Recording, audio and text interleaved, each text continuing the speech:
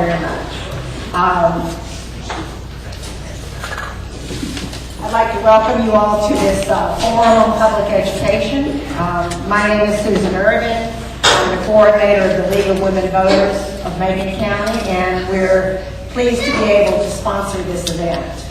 The League is a nonpartisan organization that promotes citizen participation in government and civic life and has always been a strong advocate for public education. We have a group of great local educators with us tonight. First, we'll hear from our Superintendent of Schools, Dr. Chris Baldwin, and from Iowa School Principal, Gary Brown. Then we'll take some questions and also hear relevant personal experience from audience members.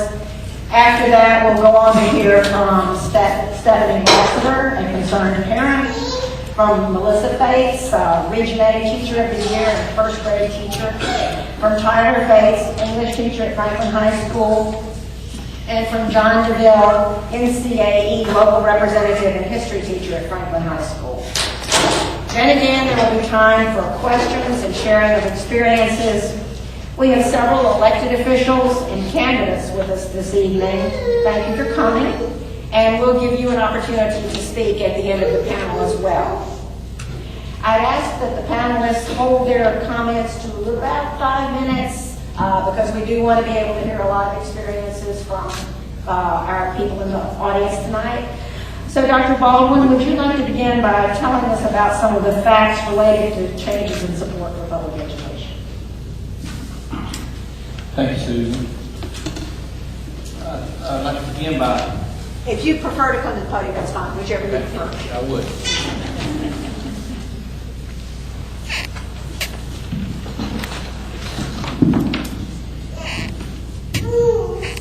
I'd like to begin by thanking all of you for being here tonight. Thank you for the invitation to be here myself. I'd like to thank all of you also for the support that you've provided to our school system over the years. As a principal of a school, I was always appreciative of the support that the community provided the school that I was serving. But as superintendent, I've been overwhelmed by the level of community support that our schools receive, as well as the support we receive from churches. We really appreciate that, and it's extremely useful. My goals tonight are to discuss the impact of the 2014-15 budget on the Macon County school system, share some of the accomplishments that our students, teachers, and schools have made recently, and then close with the value of our school system as well as public education in general. I'll begin with the highlights of the 14-15 budget. There are 3 changes in the budget that greatly impact our school system. First, teachers receive a well-deserved salary increase for the first time in several years. That is a positive, and we're really grateful that teachers are earning more. This raise does impact our local budget due to our locally paid employees. We must provide for the salary increase for those employees out of our local appropriation. Since our local current expense appropriation did not increase from the school year 2013-14, our school system will need to make $185,000 in additional cuts to provide for that salary increase.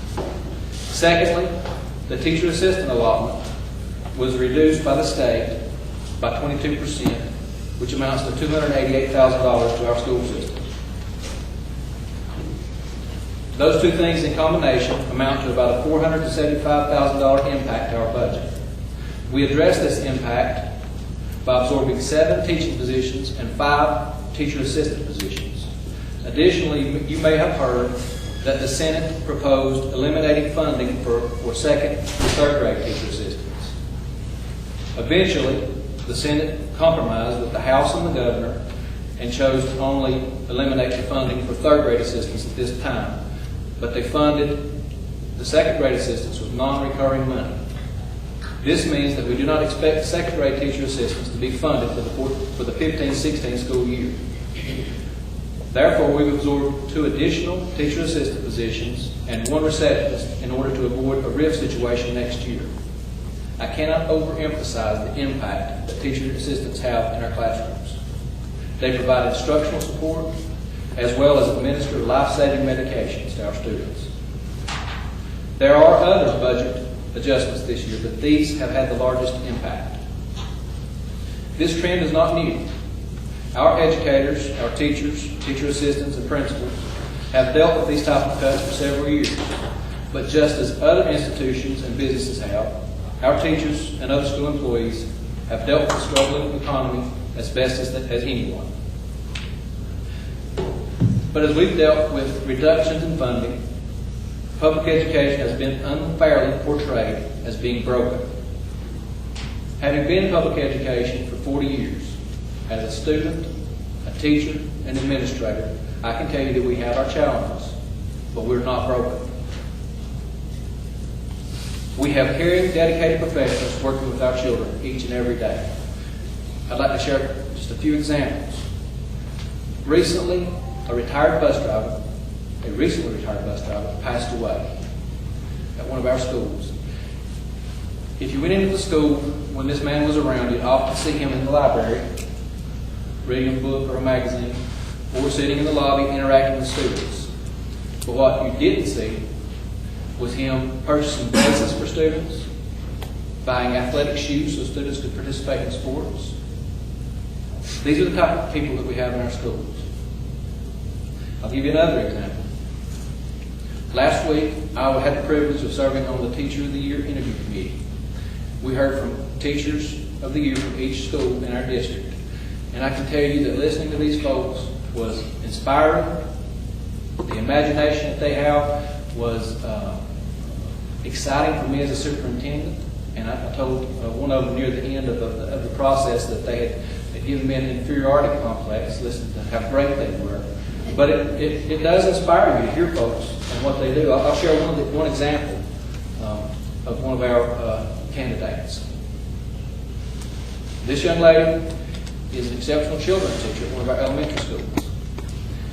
And she spoke about her love for working with special needs children.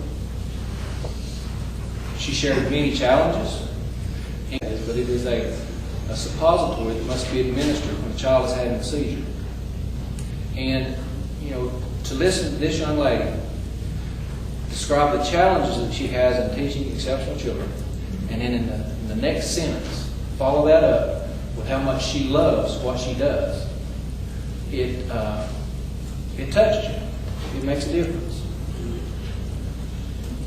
I'd also like to add that with our Teacher of the Year interviews, we had in our presence last year's Teacher of the Year, who was also the Regional Teacher of the Year, Ms. Faith. She's one of 8 finalists last year for North Carolina Teacher of the Year, and I'm really proud of that. I know that everyone in Macon County is.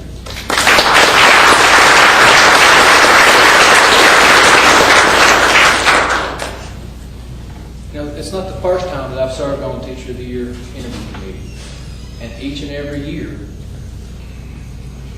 the level of professionalism and dedication that we witness on that committee is truly something to be proud of. Our schools are not broken. Yesterday I visited an elementary school in our county to discuss the elimination of the teacher assistant positions.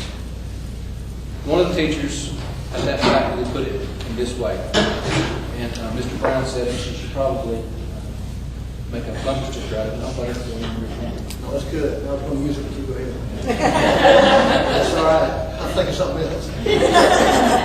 She said, our schools are broke, but they're not broken.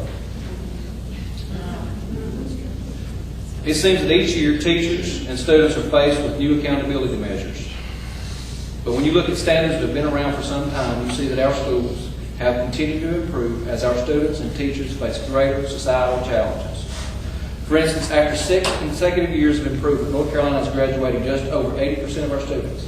Macon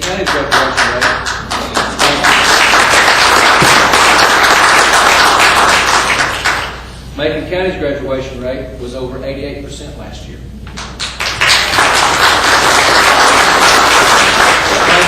Franklin High School reported 0 dropouts in school year 2013-14.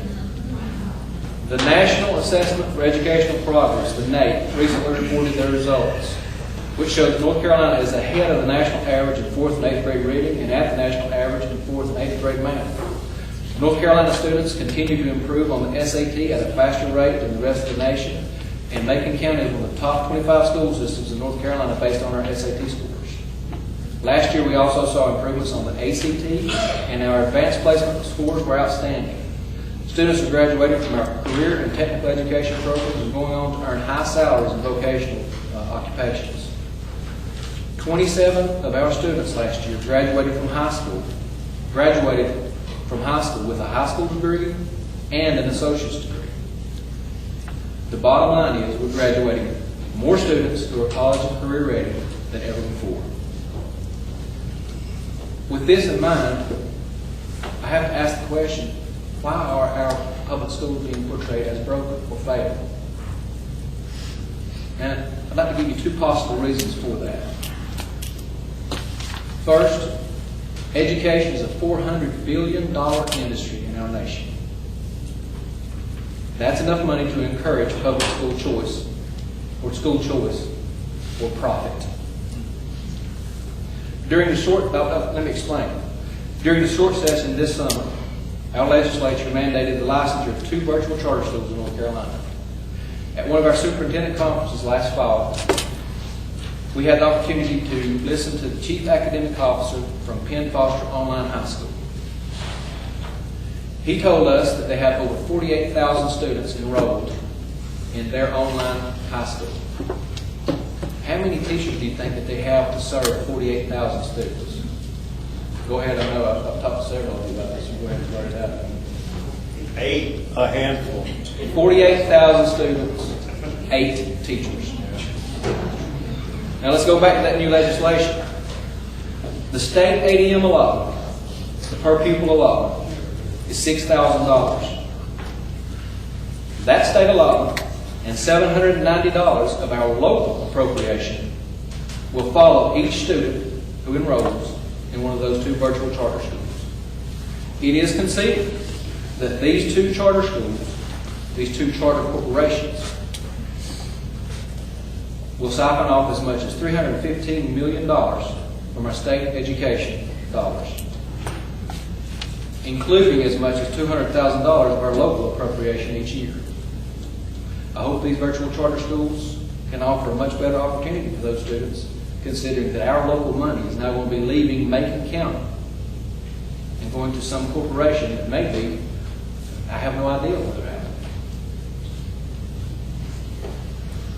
Will the teachers that are going to be working at those virtual charter schools evenly split that $315 million? Public schools are being portrayed as broken because they're the profit for some. Another reason public schools are considered to be broken is because they're so expensive. And let me go into a little detail about the expense of our school system, public schools in general. The Macon County school budget last year was $43 million. That is a large number. Having grown up in Macon County and over in Nantahala, picking tomatoes, it's hard for me to wrap my brain around $43 million. But I can use some pretty common core math, and I may be able to break that number down.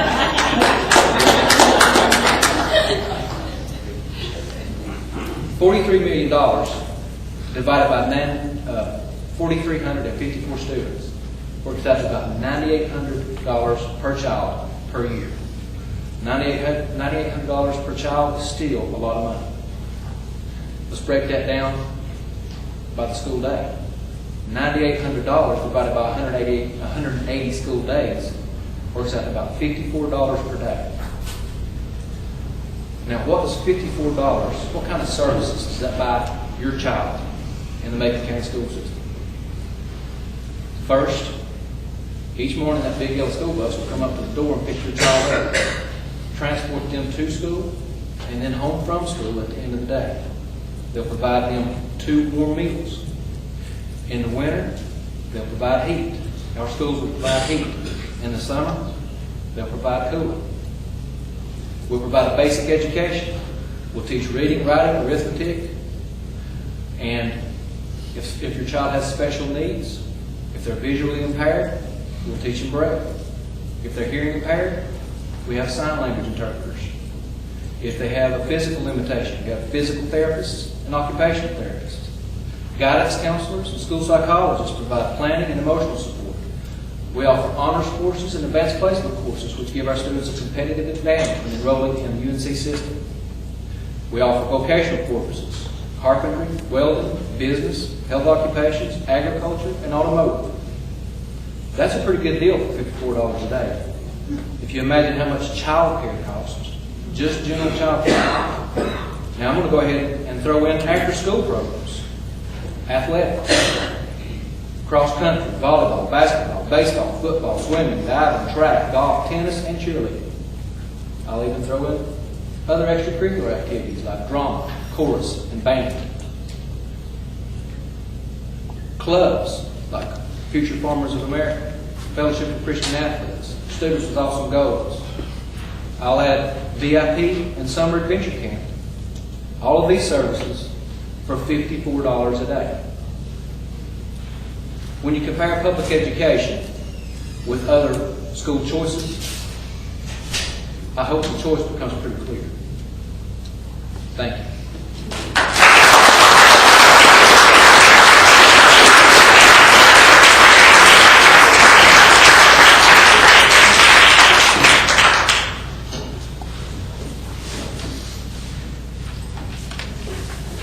Good evening. Thanks for allowing me to come and be a part of this. I certainly appreciate it. Thank you to all of you for attending. Turn this podium over. I'm not as polished as Dr. Ball, and I'm probably much less formal, so I'll ask your forbearance, and I tend to ramble a little bit, so bear with me on that. I want to be fair to everyone here. There's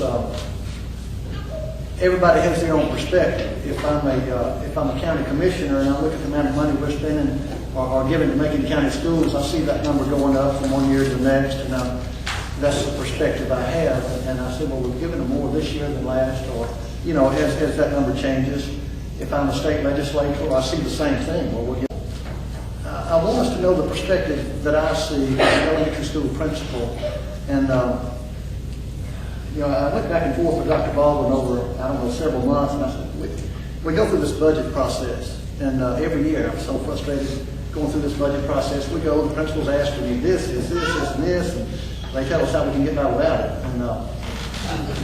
And it's all an attempt to kind of work through and take care of our more severe needs and all, but gosh, it's so frustrating because we feel like what we're asking for is legitimate needs. And so we were coming, I guess it was probably back in February, we were coming out of this, and I said, he's telling us, what we need to limit things to, and I said, I need a lot of limit that. And I would, I'll kind of put that out there. And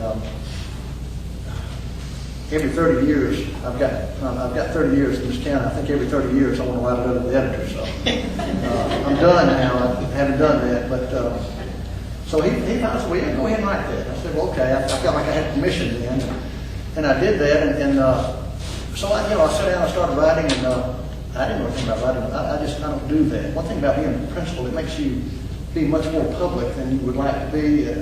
Just with superintendent, I just soon be more private. But I felt the need to say some things. So I put together a letter, and I took it by the press, and I'm sure they wondered, who's this guy, and what's he think he needs to say. And it was 1,500 words,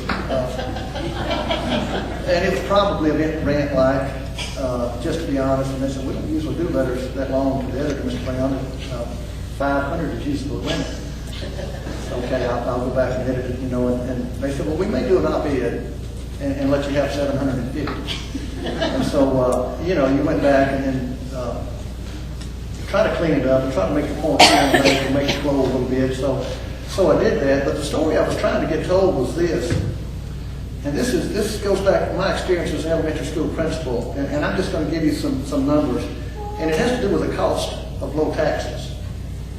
In 2003, 2004, 10 years ago, the local instructional supply dollars that came down to the school, I was at Colasagia at that time, and I pulled my old budget out, and it was $25 per student. That was local instructional supply.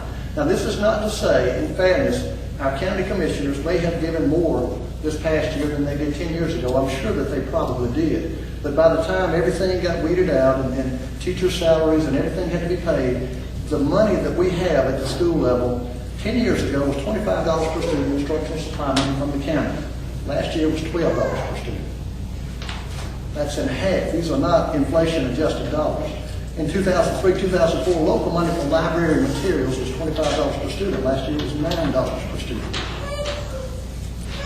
In 2008-2009, 6 years ago, state textbook funding was about $67 per student. Now it's $14 per student. This is from Raleigh, from 67 to 14.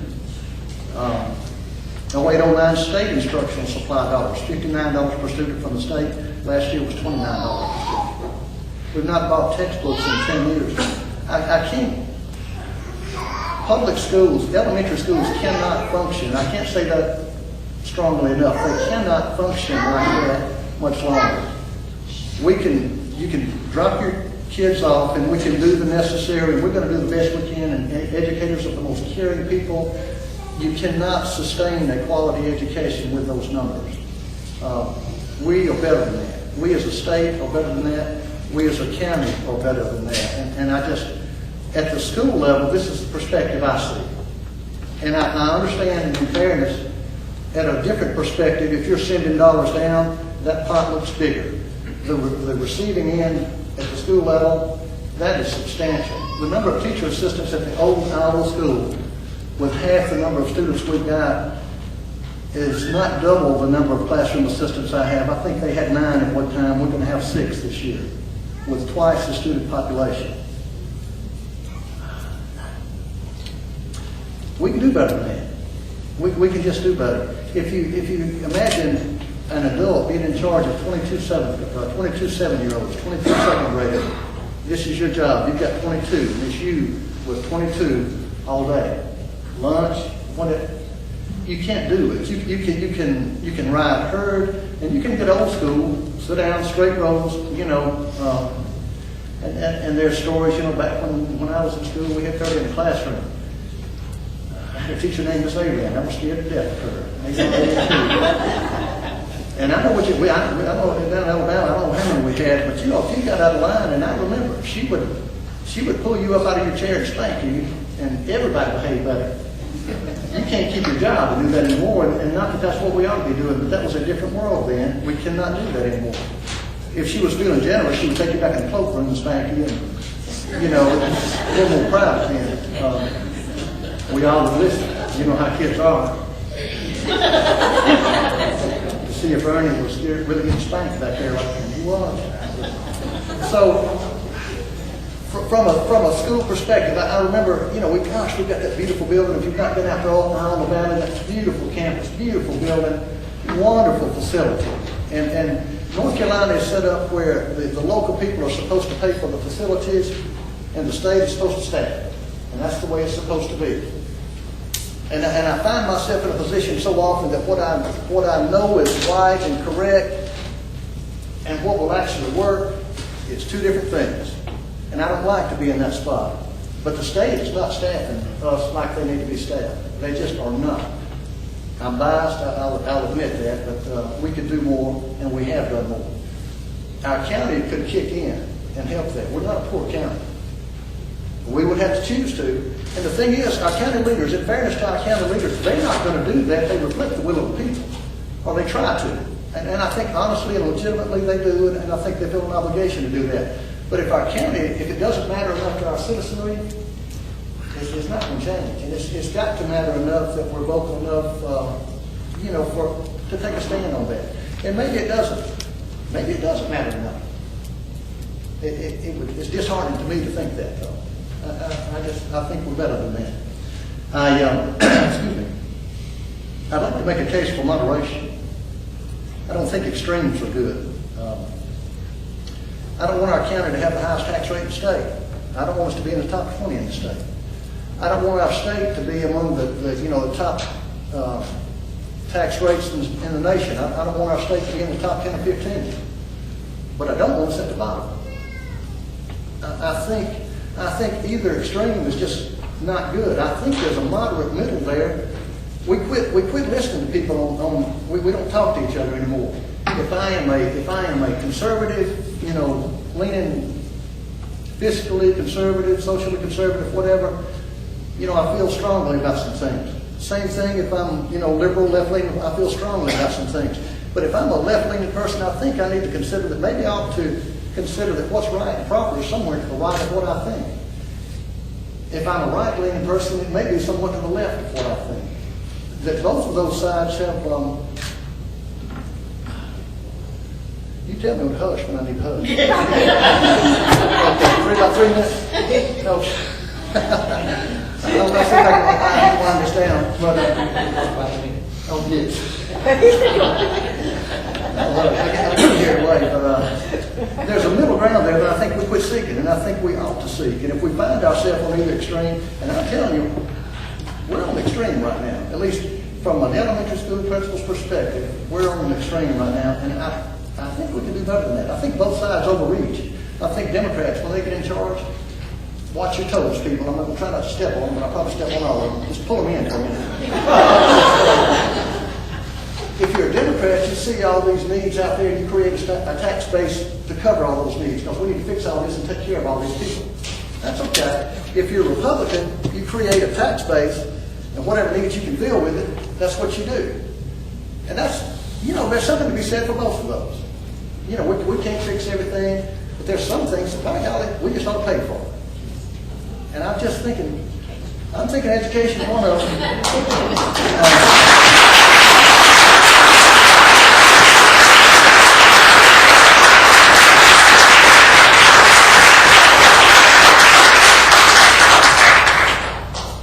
And I'm have to be careful how I say this.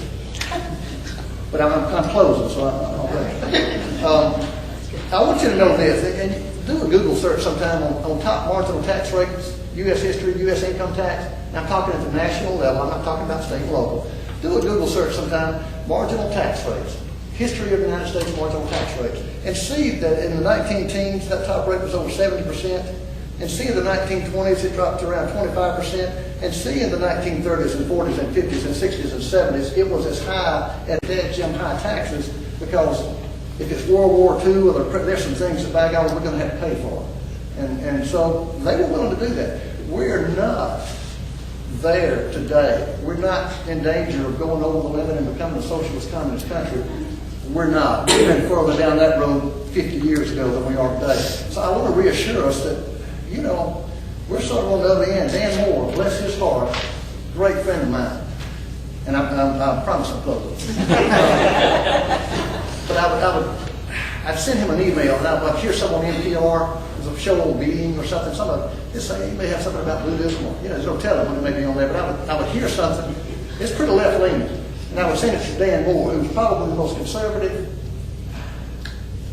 one of the best friends I've ever had. He'd send me back a scripture from the King James Bible that would really make me think.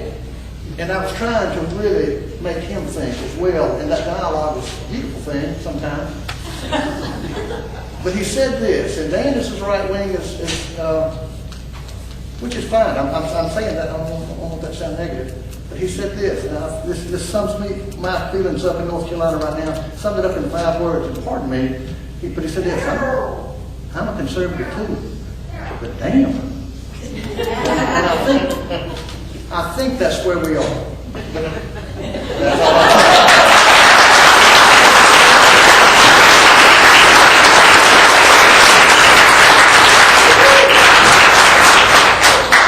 Thank you all very much. And just to fill in the few people who arrived a little bit late, at this point we're going to take just a couple of questions that are very specifically to our administrators.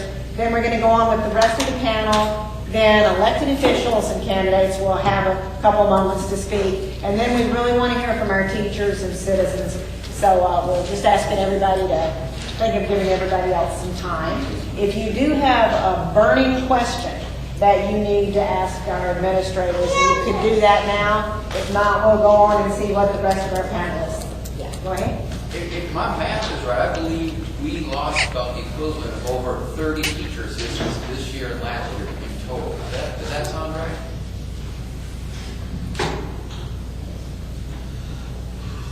the equivalent of about 30? Yes, yeah.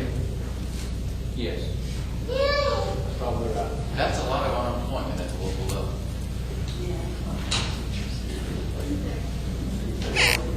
Superintendent Hall. Speak loud. Is there any limit on how many students these virtual charter schools can accept?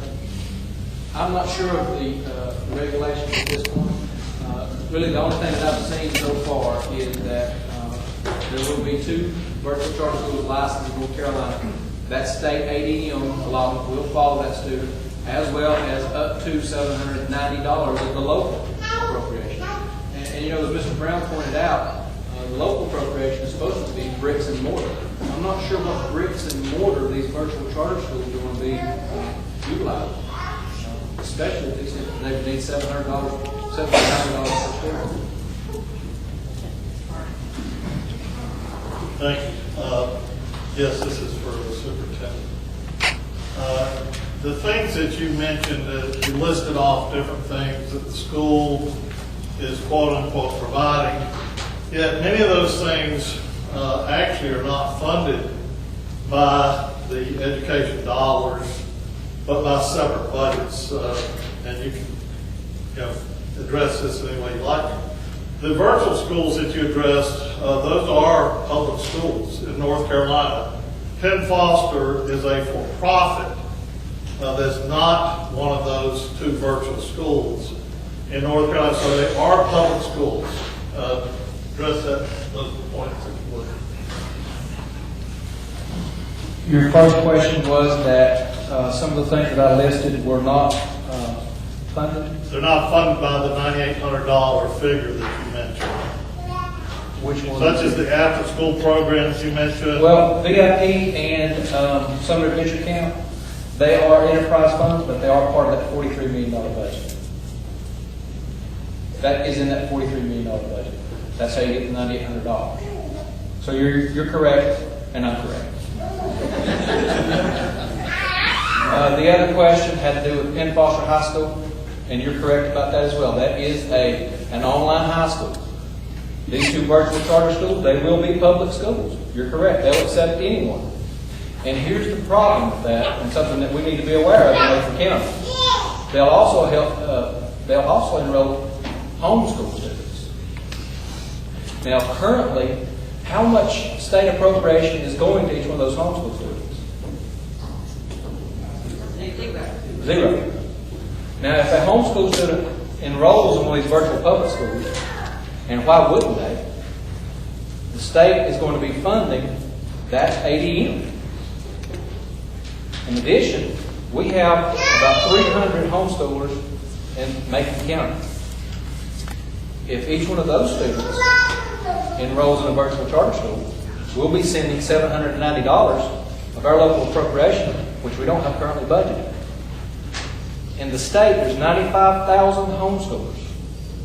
If half of those enroll in that virtual charter school, around 45,000 students, at $6,000 per student, plus the $790 for the local ADM, approximately $7,000 per student. That's $315 million in addition to what we're currently paying for public education. Because those students that are now in homeschools, we're not paying anything for those students. When they enroll in that virtual charter school, that state and local ADM money goes with it. We're not budgeted that right now. Where's it going to come from?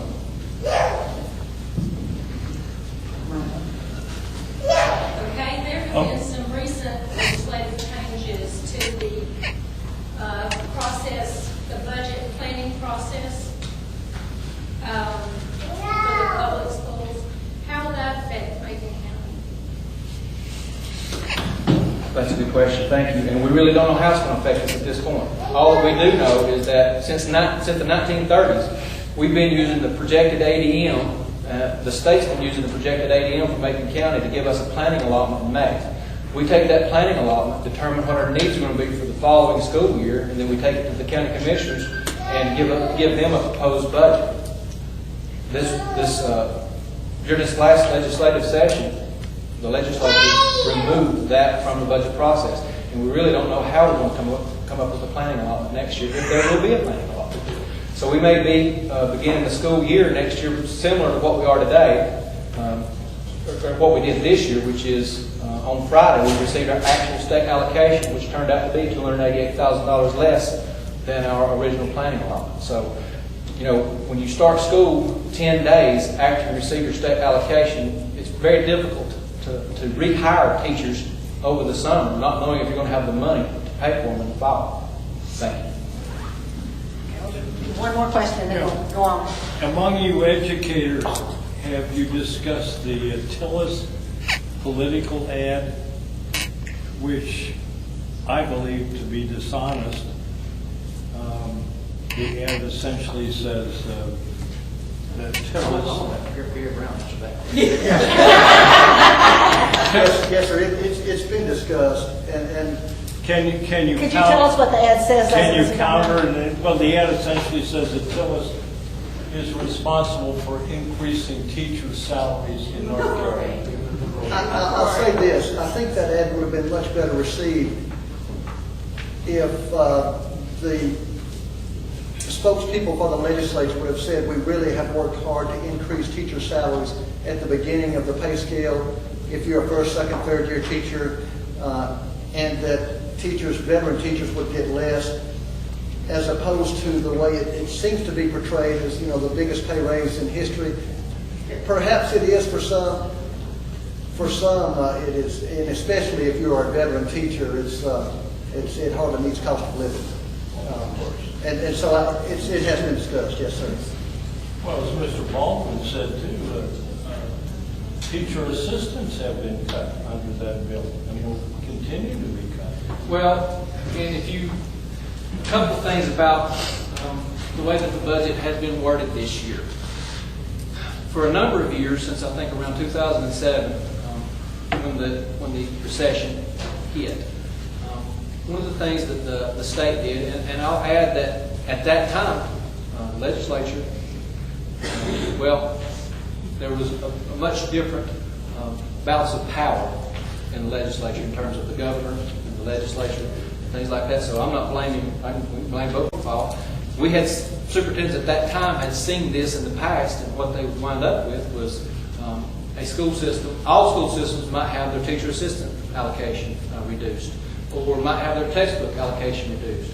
So what superintendent said was, don't make those cuts for us. Tell us how much we need to cut. We'll cut where it fits best for Macon County or Jackson County or Clay County or Hayward County. And so they did that. And the first year that they did that, we had to revert about $175,000. Then that grew the next year to about less than $1 million, just less than $1 million. Then it was over $1 million for a number of years. Okay, so what we did was, or what superintendents did at that time, and school systems did at that time, was try their best to protect the classroom. That meant taking textbook money, shifting it to teacher salaries. That meant taking teacher assistant allotments, keeping teachers in the classroom with that money. Well, this year, of course, we've had a change. You know, since 2008, many of those legislators have changed. And what we heard this year was, well, you've been using teacher assistant money for different things, so you obviously don't value teacher assistants either.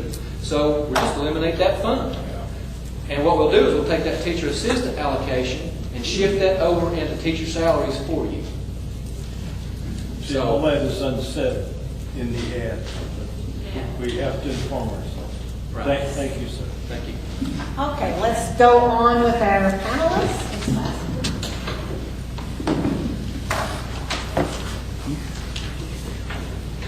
I am just honored to be at this table with these fun, awesome educators. I'm Stephanie Lassiter. I am a hydrologist with the U.S. Forest Service. I am not a teacher. I'm a mom. So I'm here, and I was asked to give some comments as a parent perspective. I had the great privilege of having Melissa Bates teach my daughter last year for first grade. I have an 8-year-old daughter, rising second grader at South Macon. I'm a PTO member there. My son is 5. He'll go to South Macon next year. That school system is awesome. It is welcoming. It is high energy. It makes me so excited as a parent to walk in the doors there. I'm also an Otto native. I had the great privilege of having Gary Brown as a teacher of myself in high school, and I'm a product of Macon County schools, and I love where I live. I left here, went to college, and my husband and I made the very strong decision to come back here because we love this area. I pulled him away from Middle Georgia and brought him with me back to the mountains. And our education system was a factor in that. We wanted a place to live where we have family nearby and great schools. And that was, and I believe that we do. That quote is awesome. They are not broken. They are incredible. So I'll tell a quick story. I had the opportunity to go to Finland in 2012, and I'm not here to talk about the government of Finland, but I went with Rotary, and it was amazing. And while I was there, I visited a bunch of schools. And you may or may not know, but Finland has one of the highest education programs in the world. And while I stayed there, I stayed with host families. 2 of those host families were teachers, and I got to live with them for a week. Not much time, but I got to see their work and what they do and their children and how they raise them, and it was incredible. And I said to those teachers, so what is it? What makes your school so awesome? What are the factors? And there's several things, but they all told me the same thing first. They have 2 teachers in every classroom. That's what makes their schools awesome. And that is doable. We can do that.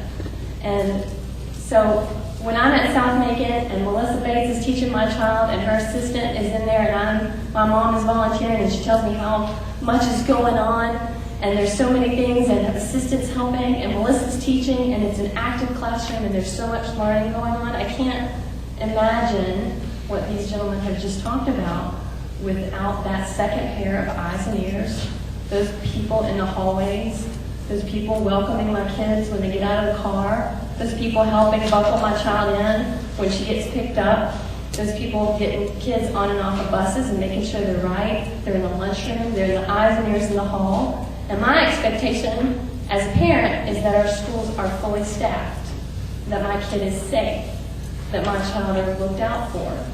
And so my soapbox is for what these gentlemen have spoken about is that my heart breaks for the loss of teacher assistants as a parent, but also for our teachers. I don't walk in their shoes, and I can't imagine what it's like to have 22 children, some with special needs. My child has a food allergy. So I think about, what's it going to be like when, Reed starts kindergarten and, friend Johnny brings peanut butter crackers to the table and they're having a snack. And there's one teacher for 22 kids. And my 5-year-old is not going to go, excuse me, I need to, is this okay if I'm, that's a pretty mild example. So, Susan told me to stay at 5 minutes, so I can't. I think my point is that I just plead with our voters and our administrators and our county commissioners and our state legislators to fully staff our schools so that our children are looked after and safe. And there's nothing like walking into a school that's so high energy and such, doing so much and being asked so much with cut back and cut back and cut back. And I've seen as a parent some of that morale, and it's tough. So thank you, teachers out there. My friends who are at Iowa and Cartuga J and East Franklin feel the same way. I talked to them before I came here, and what's the thing? What's the thing that we're really concerned about? Assistance. Assistance for all of these reasons. So, that's all.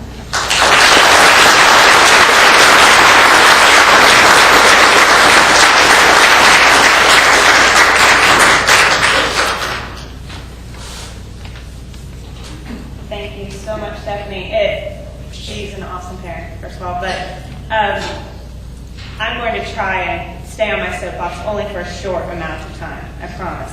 But that leads perfectly into my main topic for tonight, which, being a first grade teacher, teacher assistants are everything to us. They are those eyes and ears, but there's so much more than that. They are our help for students with disabilities. They are our help for students who need challenges. One classroom It's not like people think it is. Our students aren't one size fits all. In one classroom, you'll have students with autism, students with physical disabilities, students with ADHD, students diagnosed with this and that, and students who need to be challenged, and students who are falling slightly behind, and students who are just plugging along doing what they're supposed to be doing. But I'm one person. And I can't get to all of those students every day by myself. I'm one of those people affected by the teacher assistant cuts. I currently did just find out this week that I will have help, but not full-time. I don't get that help full-time anymore. We're able to hire some people to help, but I no longer have a full-time assistant. So I'm feeling that cut personally. It's personal to me. Our teacher assistants aren't simply line leaders. They're not there to just grade papers. I've said that before. People have heard me say that before. But they're working with our students every day. They're reading every day with our students. They're helping us teach small groups. Now, we might have some people who do believe that I can stand in front of a classroom of 25, 26 students, and I can deliver a one-size-fits-all instruction. I'm pretty good circus master. I can get them interested. But can I reach them?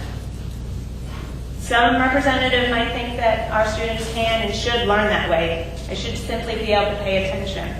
But I believe that each and every one of the students in my classroom, each and every child in my classroom deserves individual attention. Deserves me to be able to change my instruction to meet their needs. Deserves for me to challenge them and to spend time with them focused on what they need. I can't do that by myself. I do need help. And a teacher assistant allows me to do that.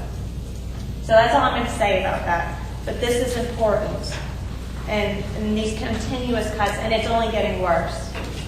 It's only getting worse. They're cutting more and more and more. And my 6 and 7-year-olds in my classroom deserve more than that.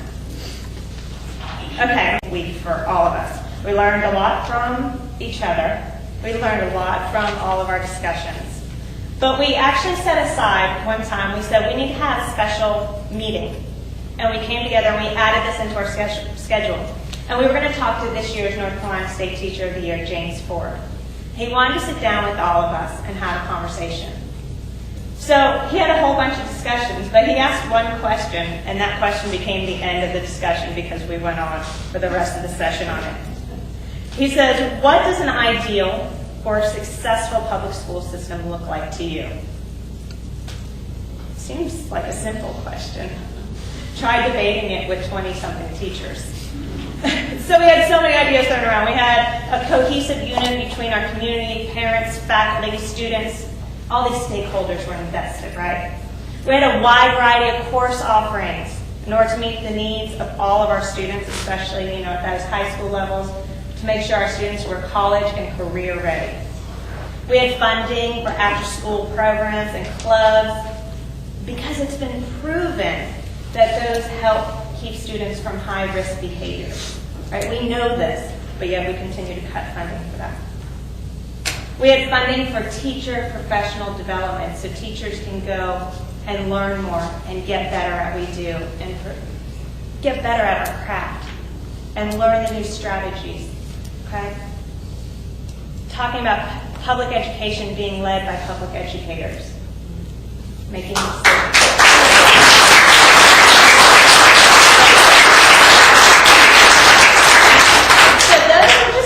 Ideas. Trust me, I had 3 pages of those. I limited them. But there was one thread that ran throughout all of this, and that public education is here to meet the needs of our students. Right? That's the point. That's why we're here. But we can't meet those needs unless we have the funding to do it. We just can't.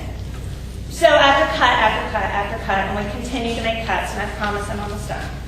But eventually, it gets harder to meet those needs, and we need to make those students our focus. So during that week, spending this time with teachers across the state, I got to hear amazing stories. People who are doing flipped classrooms, co-teaching that's happening, collaborative learning projects that's happening. It reminded me once again what we've already said, that our schools are not broken. Our teachers are innovative. Our staff are dedicated. They're working hard. In our own Franklin High School, we were talking about this earlier, our own Franklin High School is named as a bronze medal school in the U.S. News and World Report. That's happened twice. There's not very many schools that get named that. And Franklin High School was one of those. That's a pretty big deal. So, North Carolina, Macon County has dedicated teachers, administrators, and dedicated school personnel. We want to keep improving. We're not staying stagnant. We want to help our students reach their dreams and their goals, but we need community members' help with this. We need parents. We need our community. And our community has been so wonderful at supporting us. You know, we had churches providing us lunch this week and all kinds of support that we feel. And we need that. We also need you to vote. Most importantly, need you to vote. I'm not going to tell you who to vote for. That is your personal opinion. But please vote. And when you're voting, keep our schools and our students of Macon County a priority in your votes. Thank you.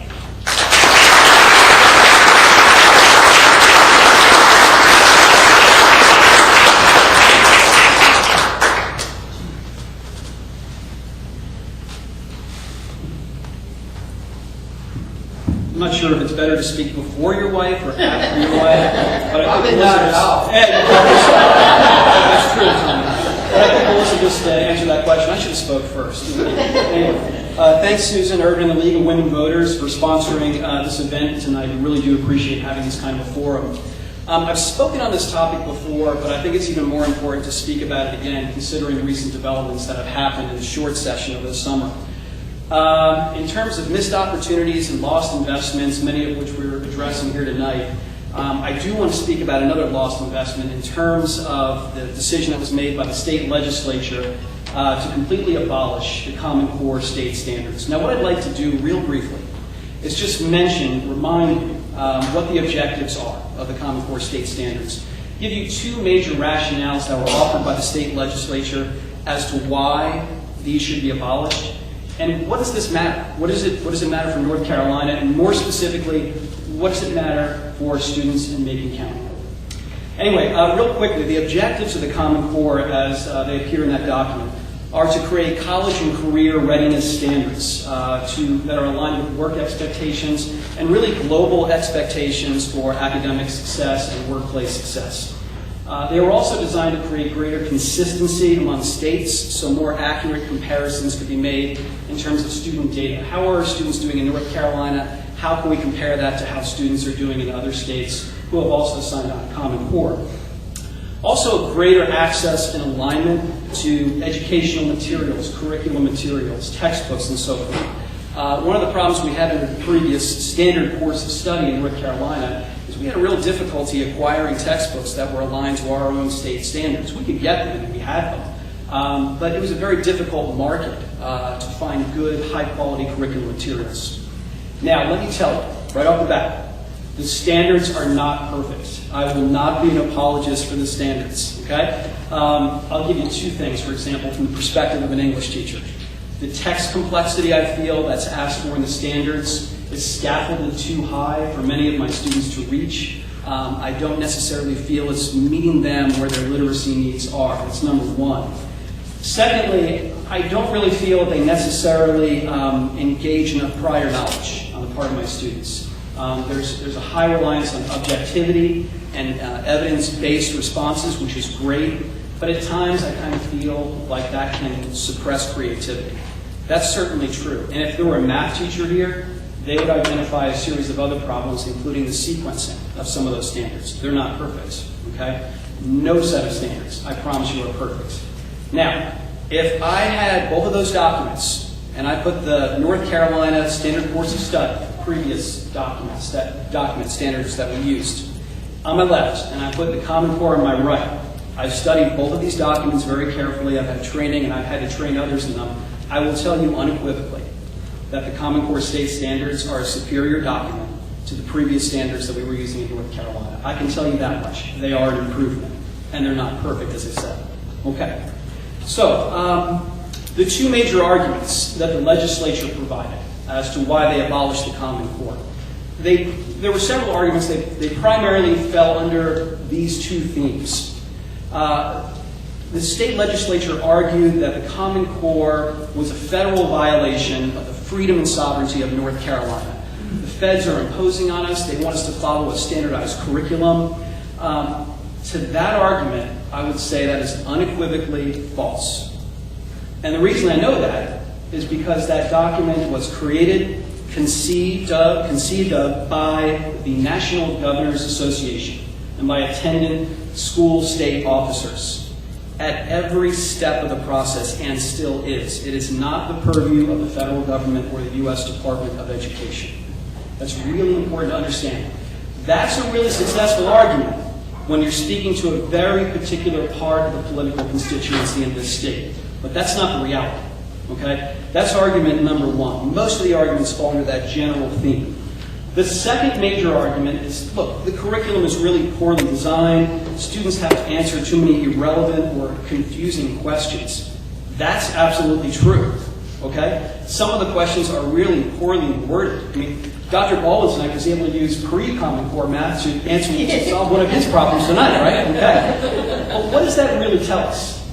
What that tells us is we have to make a distinction that we have failed to make, and I think the legislature knows. On one side, you have standards, right? And on one side, you have curriculum. Standards are the goals, the objectives, the benchmarks that students are expected to meet or aspire to, okay? Just a list of standards. If you read the Common Core, it's the most non-controversial document you've ever read in your life, okay? It's just a list of standards. The curriculum is the material, instructional material used to support the standards. This won't surprise you. Lots of publishers write some very, very poor curriculum. Some teachers design some very poor curriculum. It wouldn't matter what set of standards you were using, I guarantee you will find very poorly worded questions, right? So that's an important distinction to make.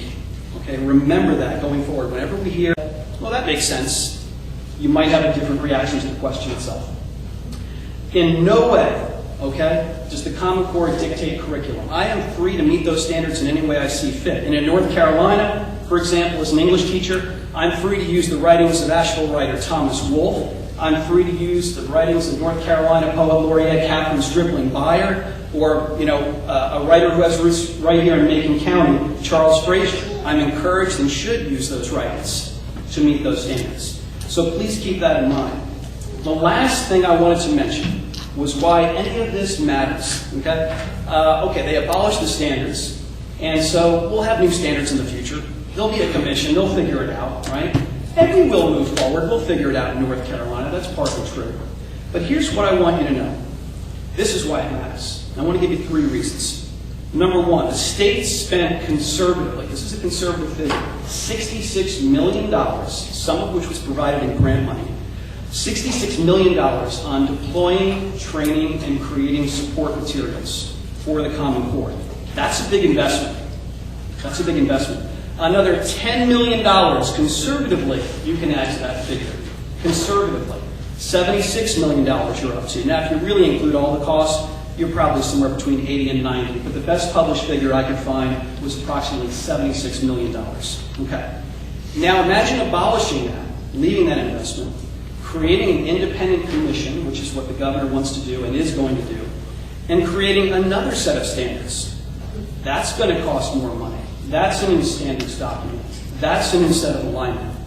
Now, much of what appears in these new standards, I'm sure, will include many of the Common Core elements.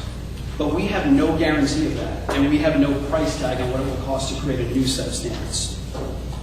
We've walked away from a $76 million investment while at the same time spending $105 million less on teacher assistants for the year, right? That's not fiscal responsibility, and that's what many in this General Assembly leadership ran on, as you all know, okay?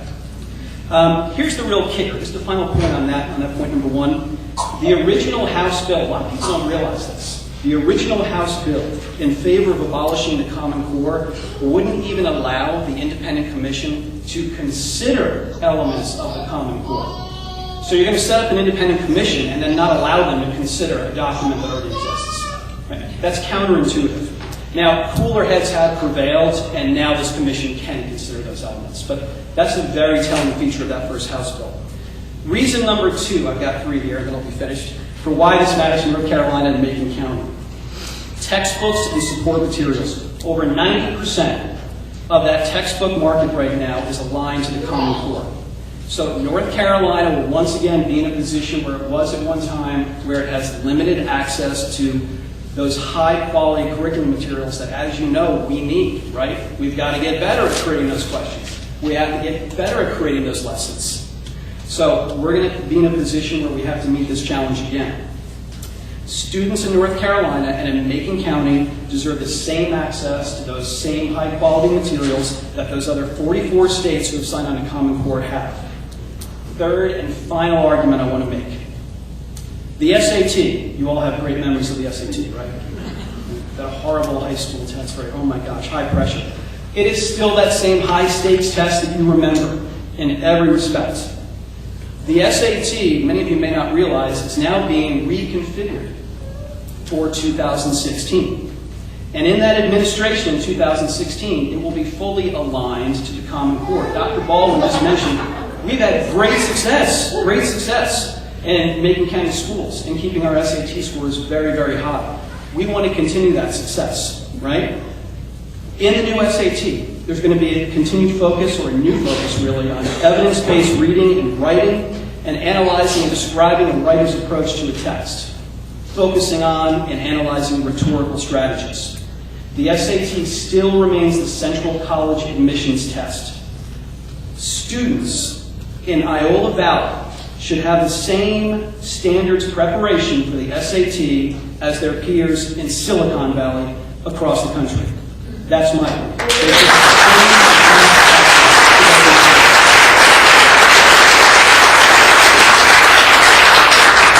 In closing, real quickly, the standards aren't perfect. I've told you that. They're better than what we had. They will continue to get better if we revise them, and we should build on our investments instead of abandoning those investments. Thank you very much.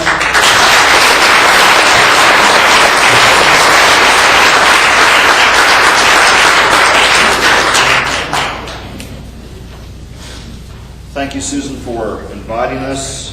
Thank you all for coming tonight.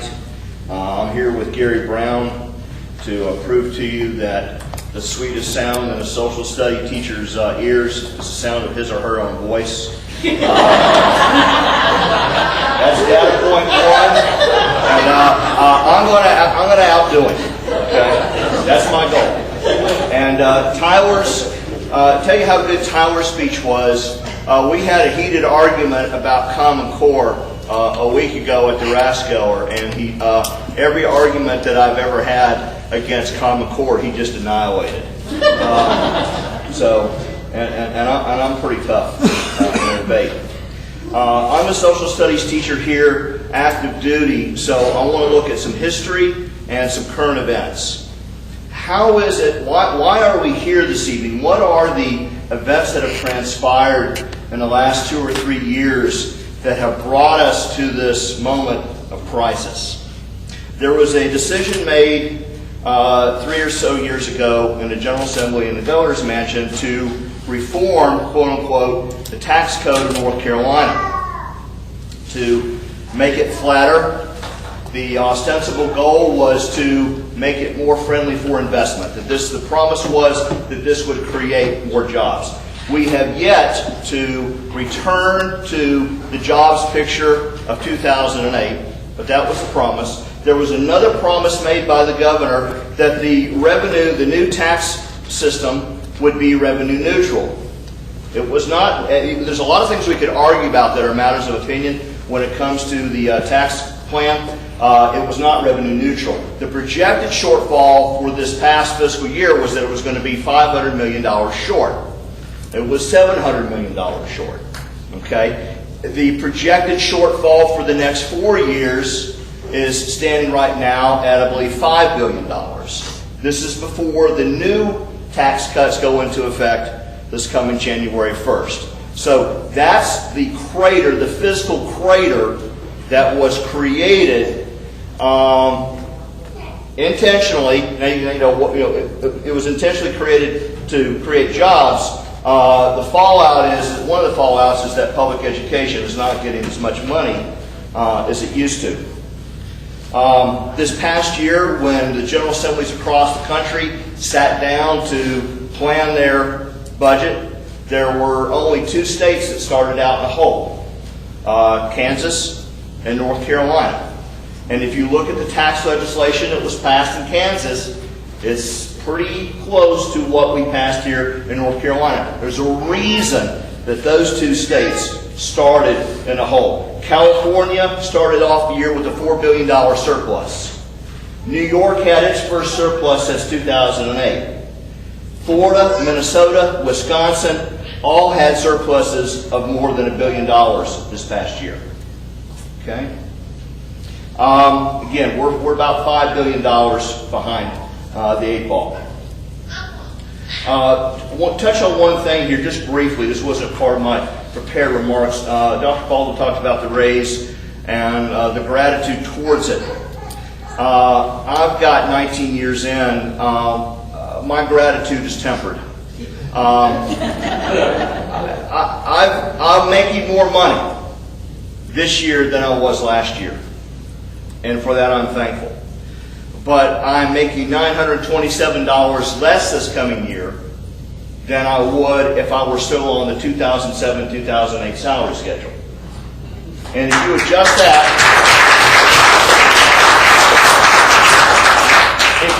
that, for inflation, I'm about $5,000 light when you look at 11% cumulative inflation since 2008. So again, if you freeze my salary for 5 years and then you suddenly give me a little bit, I understand that your intent is my gratitude. But I'm going to look at you out of the corner of my eye.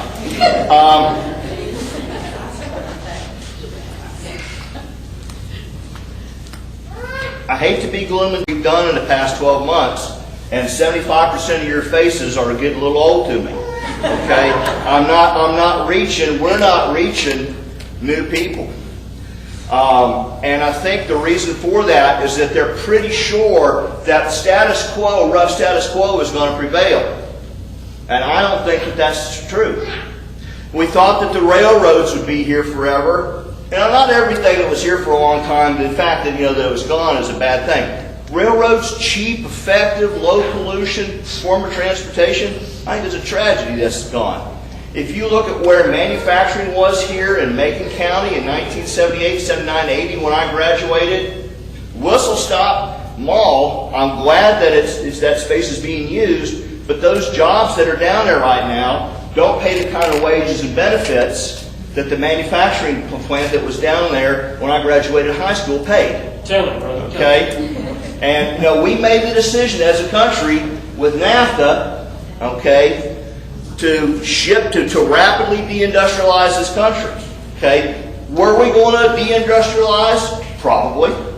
But we didn't have to put the foot on the gas.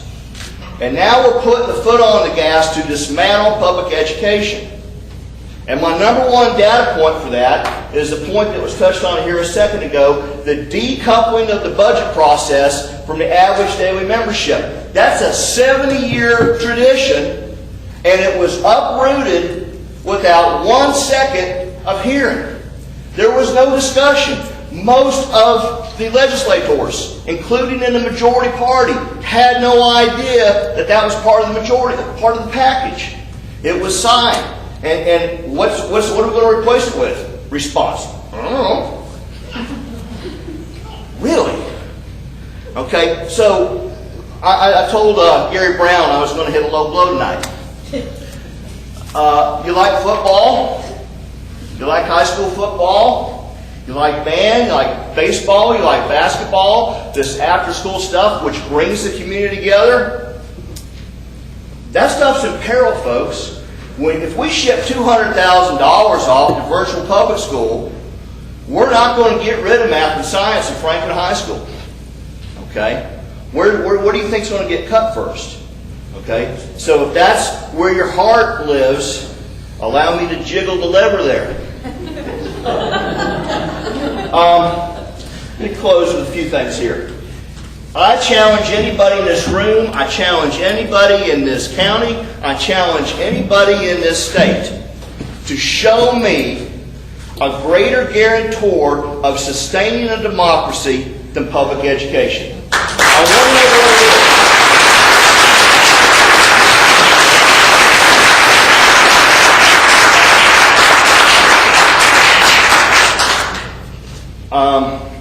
I teach history. When I first started here, I wrote a paper, History of Education, Macon County, 1920, 1950. If you're dying to read it, I'll give you the web link.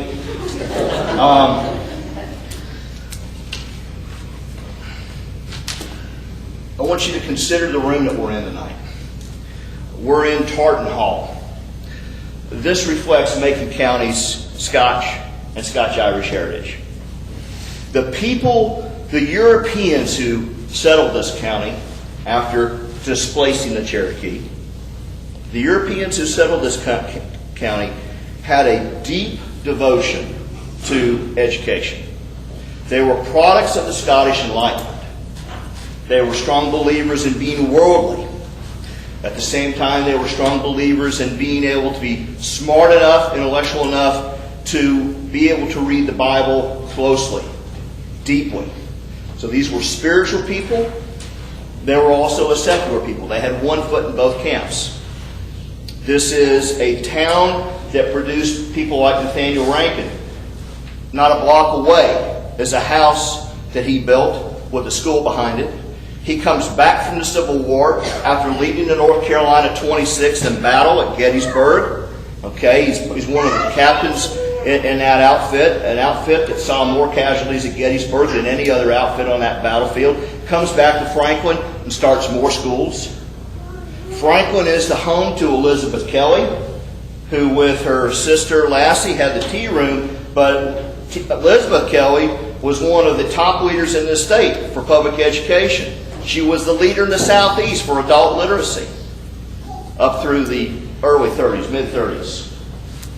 This is the home to Dr. Lyle, whose house is 3 blocks down Harrison Avenue. Now check this out. This is our heritage here. This is what these tartans represent. And this is why this is such a heartfelt plea, because our heritage, our traditions are in peril right now. Okay, Dr. Lyle proposed the first compulsory education in the Southeast. Guy from Franklin did that. In the 1920s, there were more college graduates in Macon County than any other county in North Carolina. That's our heritage. That's why we're fighting for it. We've got 3 ways we can go. Okay, Dr. Baldwin and Mr. Brown talked about us being not broken, but broke, but we're breaking. In Tyler's English department, he's got 28 per kid, 28 kids per class in a writing class. The quality of education that we were able to provide 10 years ago, we're not able to provide this year in that education department. Okay? We lost an upper level core language instructor. Kids got 2 choices. Take it online. They looked at that. They know that that's a joke. 16, 17, 18-year-old kid, smart enough to know, I'm not going to learn upper level Spanish online. Okay? I'll take something else that's going to be intellectually challenging, and I'll get to that in college. Okay? So that's a degradation of what we're able to offer at the high school. We can try to make an adjustment in Raleigh. We can try, as Mr. Brown has pointed out, we can rely more on our own resources here locally, or we can just kind of disappear. And these tartans in the name of Rankin and Lyle and Kelly, well, those would just be memories. And in my opinion, that's a sad thing to do, especially when we've got the resources. We've got the resources, it just takes willpower. Thank you all very much.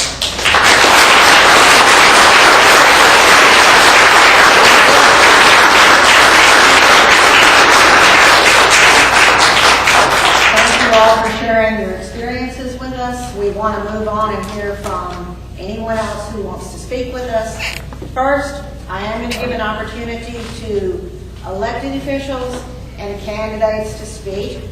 I would ask you to please hold your comments to maybe 3 minutes, and I would like you specifically to address our educators are experiencing a loss of resources to public education. You can say column A, B, C, however you want. They are experiencing a loss of resources. And we would like you to address how you, as an elected official, will deal with the needs of our public education system. If you would like to speak, please raise your hand. If you can talk loudly and stay where you are, that would make it go more efficiently, but project so people can hear you. Who would like to speak? Ms. Hill.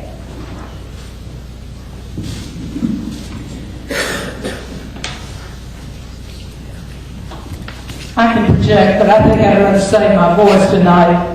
I'm Jane Hibbs, and I'm running for the North Carolina State Senate. And I'm running because I'm for strong education, I'm for economic recovery, and I'm for access to public health care. And I'm running for these 3 things because I believe that we need a strong, educated, healthy workforce to move North Carolina forward. And if we have the incentives and infrastructure, we can do that. The reason that I'm running primarily is that I am a teacher. I have 38 years in public school education. I've been a lead teacher, I've been a school psychologist, and I worked for 14 years at the Western Regional Education Center. In addition, I've worked across the country working with teachers primarily in science and mathematics. So I feel like that I know science and I know education very well, and I'm very well prepared to represent our people in Raleigh. The thing that I would do, the main problem that I see, and John DeVille touched on this, is the budget and the way that the state legislature is allotting the funding. And that is that they're giving tax increases to the people who are already wealthy and to those in terms of electricity bills and for entertainment, and it goes on and on. For example, services like if you have your car repaired. So, and what has happened to public education with the money going away to our wealthy people? There's less money to spend in education and for public service. I see this as robbing Peter to pay Peter, because to give our teachers a salary increase, what we did was we took $76 million from the university system. We're hoping that the lottery system is going to be successful. You can't depend on the lottery to do that. We're also taking money from our reserves. So this is a salary raise that is very possibly unsustainable. So what I would do in Raleigh is to work on the tax and to change that so that our wealthiest people are not going away with the money, but it's going to help our people. And when I'm in Raleigh, you folks will be my people. The teachers will be my people. They won't be these people. They will be my people, and I will work for our public schools and for our health.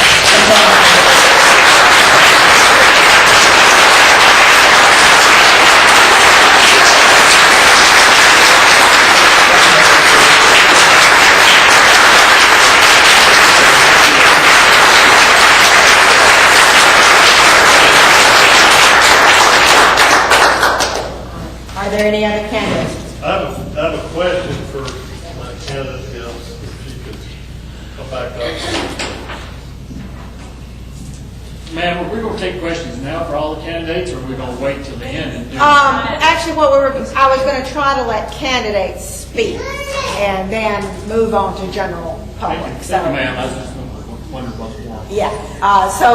Are there any other candidates or elected officials who would like to speak, Mr. Taylor?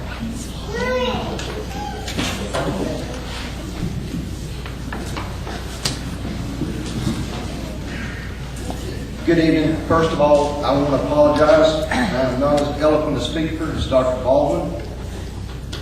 Mr. Brown. I have to admit that I was actually a student of yours back in the late 80s. Jim had that? Yep, a long time ago. Sorry, we won't go there. I just basically want to introduce myself to everyone. I'm sort of an unknown entity. I am a 1988 graduate of Franklin High School. I am a product of public education. Two questions that people always ask me. One, are you crazy for running for school board? I'm a candidate for District 2 here in Macon County. Born and raised in Holly Springs. First answer to that is no. I don't think I'm crazy. I'm very passionate about it. I told Susan a while ago that I was very appreciative that they planned it tonight because tomorrow night is middle school open house, and that would have been a priority because I'd had to have been there because I've got one going into 7th grade, and I just had one start college Monday. Back in March, I had the opportunity to take a 6th grade school trip with MBI to Washington, D.C., and while walking through the Library of Congress, if you look around the ceiling, there's all these phrases and statements and stuff. And one of them that I noticed jumped out at me, and it basically stated, the foundation of the state is the education of its youth. That hit home. Okay, I'm not an educator, never have been, never will be. But I believe passionately in everything that all the educators in Macon County have done and will continue to do in the future. The one thing that I would like to offer as far as my services to Macon County is to work with county commissioners, the existing school board members, elected officials in Raleigh. We can solve the problems if we all work together. That's my belief. There's funding, I think, that's out there that needs to be put back into education where it started out. Lottery is one of them. When it first started out, approximately 40% was going to education. According to Jim Davis, a month and a half ago, it's somewhere 18 to 20%. That's unacceptable. I would like for the county, and when I say the county, I'm talking about the citizens, to basically robocall your representatives. Robocall. They'll call us at home. We can call them in Raleigh just as easily. My name is Bill Taylor, and I am a candidate for District 2 here in Macon County. Thank you.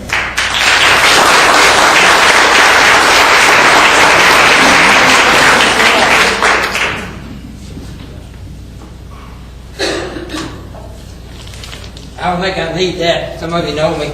I'm Tommy Cave. Some can't hear me.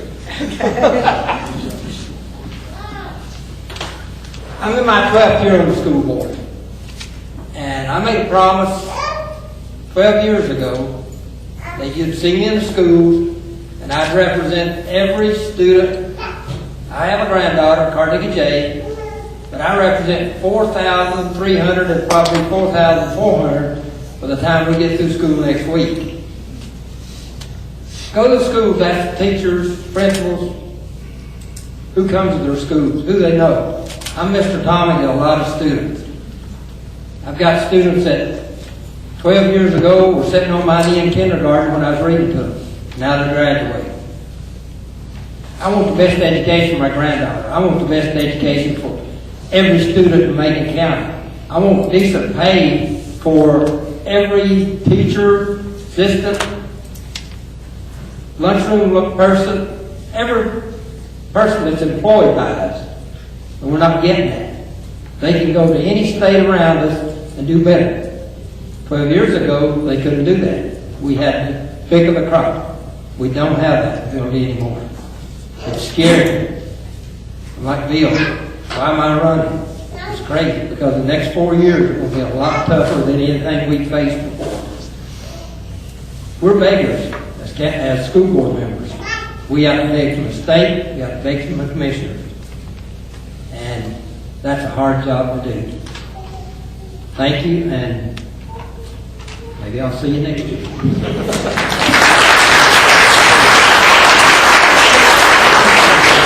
Any of our other elected officials or candidates like to speak?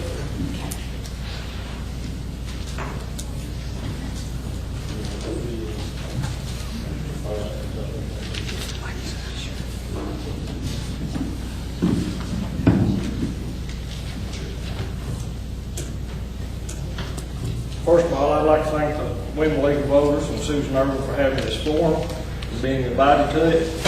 I'd also like to thank our school board, our superintendent, our teachers, and our teachers' assistants as well, and support staff, along with our commissioners, doing such a good job in their performance, their duty in these uncertain times with the budget cuts. Most of you know me. My name is Barbara Poindexter. I go to Carroll, graduate from Franklin High School. I achieved a business degree at Southwestern Community College. I also am a part-time instructor at the College for Continuing Ed in Construction. I am a North Carolina approved electrical instructor, and I also have 4 different construction licenses. But I would like to reinforce what has been said here tonight.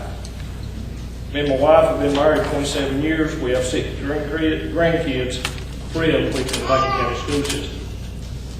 Saying that, the public education is not only contributes to the economic growth and community, but also of personal prosperity.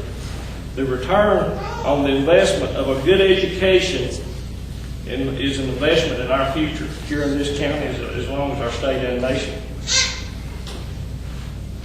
We must continue to press forward. And I just like to read this one thing with you. One of the top things that businesses look for in the community is a well-educated workforce. And I think we're getting here under these circumstances.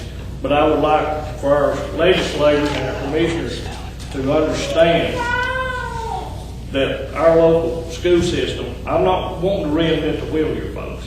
All I'm saying is we need to invest in our educational system. We talk about economic growth, and the way to start that is a well-educated workforce. Thank you for your time.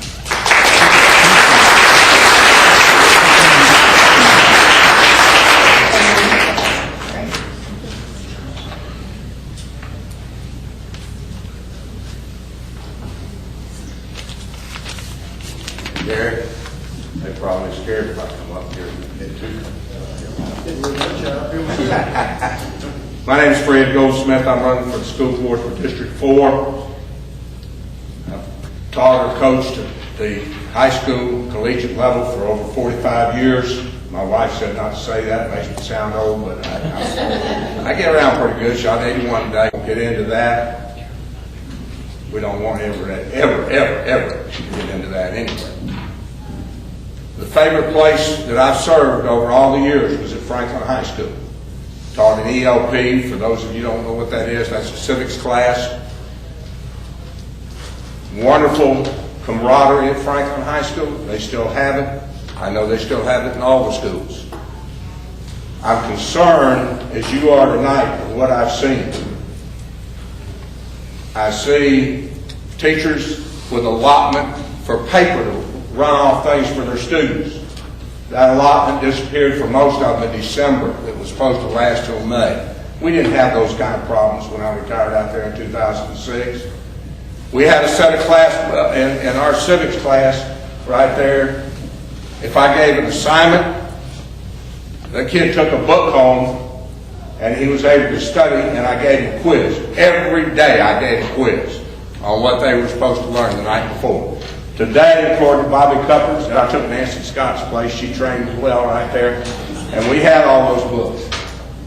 Today, according to Bobby Cuppers, the government teacher, he has each one of those teachers has one set of books in the classroom that everybody has to use. Those books cannot go home. They cannot study at home.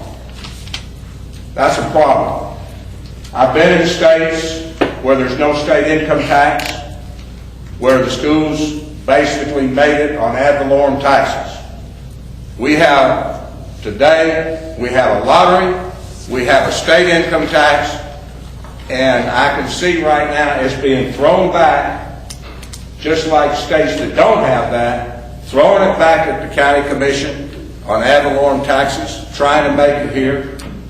We need to fight to be together in our county to get help right there. We also need to go to the legislature, our representatives. We have 2 schools, K through 12, in Macon County. As far as I know, there's one school out on an island in the eastern part of the state that has one K through 12 school. Those are good schools here. And it's got to be that way in Macon County. But by golly, we need to be able to fight get our legislatures to go back down there and do something for the county that has an entirely different thing. We need a bill passed to help us out to fight some of these problems, to get us more financing. We've got to work together on this. We've got to work together on all of it because these folks are important. They're important. Our teachers are important. I'm going to close with this one statement. Old preacher lives down the road on the other side of Asheville. Guy you might have heard with, Billy Graham. He addressed our American Football Coaches Association. And his words were, one teacher or coach can reach more young people than 100 preachers can. And that's what they can do for us. We gotta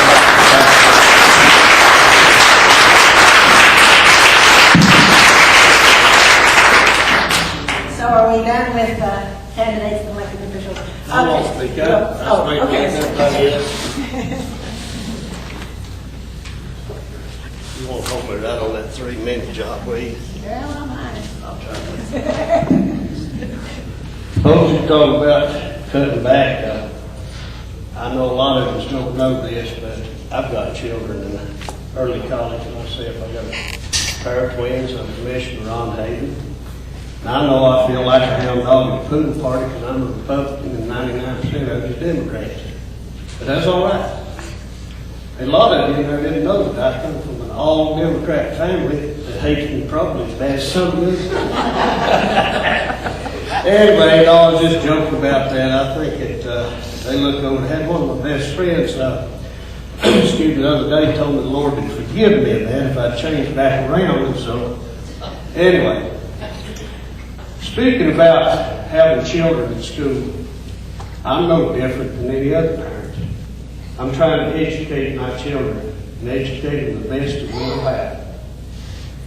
I'd like to state something. If you're political, I'm not going to try to get you to vote for me. I'm not going to promise you Jesus Christ is going to take care of it. If you believe everything you see, believe everything you hear and you don't see, you're not going to like me either. Because our local newspapers don't put it all the way down there. Did anybody see that ad word that I was the one that made the motion for Parker Madison? Anybody see that in the paper? No, you didn't. They didn't put it in there. And I can name you 1,000 different other things they didn't put in there. I'm ashamed to live in Macon County, and I wish you would have put this in here. Where 911 dispatcher probably make more money than some of the school teachers does. Now, I don't know. I know they're making close. Is there anybody in here that knows of a time that I have ever voted against the school project? I just want to raise your hand. Cuss me out later. But does anybody know that? I have never voted against the school project. I have never voted against your supplement neither. Do you realize that? I didn't vote against that. Now, $54 a day, is that what I read? Excuse me, mister, but you're telling us where to put that. Do what? That bothers me. You're telling me where to put that. What's supplement. that? You're telling me to take that supplement and put it. No, wait, I didn't say that. No, wait. That's what the commissioners are telling us. No, wait a minute. We didn't say that. Okay. We voted for it. Now, it's up to the school board to do whatever with it. And we're right on this. That's what we do. We voted for it. Okay? That's all right, Tom. You jump on to me because it's all right. But I will say this right here. I want the best education for our children in Macon County. I'd love to have a forum where I could sit and talk with you 2 or 3 hours. I really would. If anybody wants to send me a letter or go on Facebook, I'll talk with you about some things. If you want to call me. Now, I want to say this here. I'm not asking you to vote. When you vote for me, it's like what I'm doing. If you don't, I know they said I was looking for a home to live about the first of the year. And if I can't find it, I'll sleep in the car. I've got a good car in the back seat. But anyway, talking about money-wise, 1997 is right before my kids were born. I was making $2,000 a week back then. I got a lot of business. I didn't say what it was. It don't matter nobody. Like Hillary Clinton said, it don't matter. But if I pay my bills, feed my wife, kids, got a roof over my head, I feel like I'm lucky today. Friends, everywhere I go to, every meeting I'm in, we need money. I'm not just saying the school, we need money, period. Now, you know the sales tax and ad valorem tax is where we get our tax money from. You all know that. But where is the biggest ad valorem tax money that we use in the county coming from? Does anybody know where that's at? It's in Highlands. A lot of people up there are ill. All those people passed away too. You know of a lot of new people moving in here. We have to fight to try to make a budget too. I voted against one budget. That was not this year, it was last year. I voted for three of them. And if you go in there and look at them, you ask for money this year. I voted for that. And I want to see a very, very, very good school system here. It's important to everybody. I won't take up any more of your time. If there's any other than that, want to give me a call? Don't believe all them people that tell you to go register independent, vote and all that. We're going to cut your jobs out on, but that's nothing. Of course, I've been told worse than I was going to do. Thanks a lot.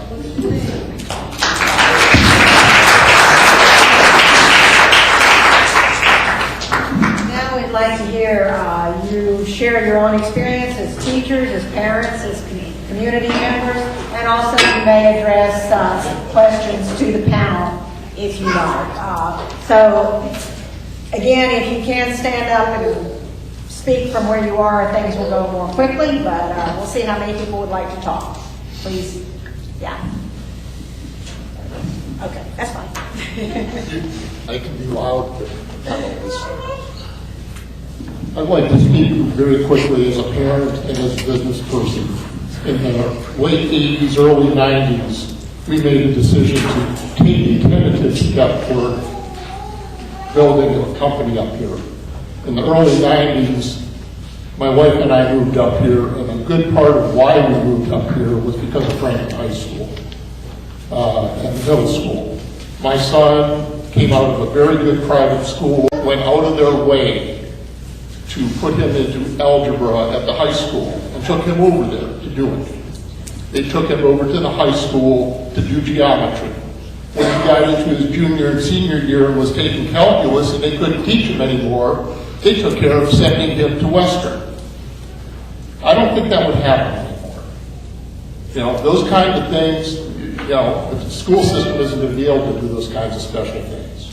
I have a special needs grandson now who has cerebral palsy and needs special instruction. I worry whether those programs are going to stay around at what level. You know, can we really take care of the special kids? Can we really have no child left behind? From a business standpoint, we moved up here and we ended up relocating our entire business up here because of partly because of the education system. We were so impressed with it. Now, we have a hard time attracting young engineers, you know, the young professionals that are the backbone of our business. We employ 70 people and maybe a dozen, 15 of those are engineers. It's hard to get them to come here.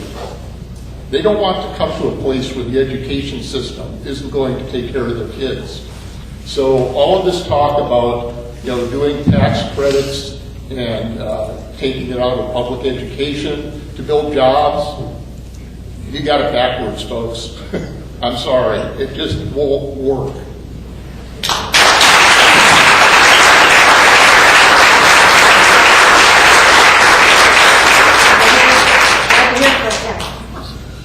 I want to hear from some of your teachers, too.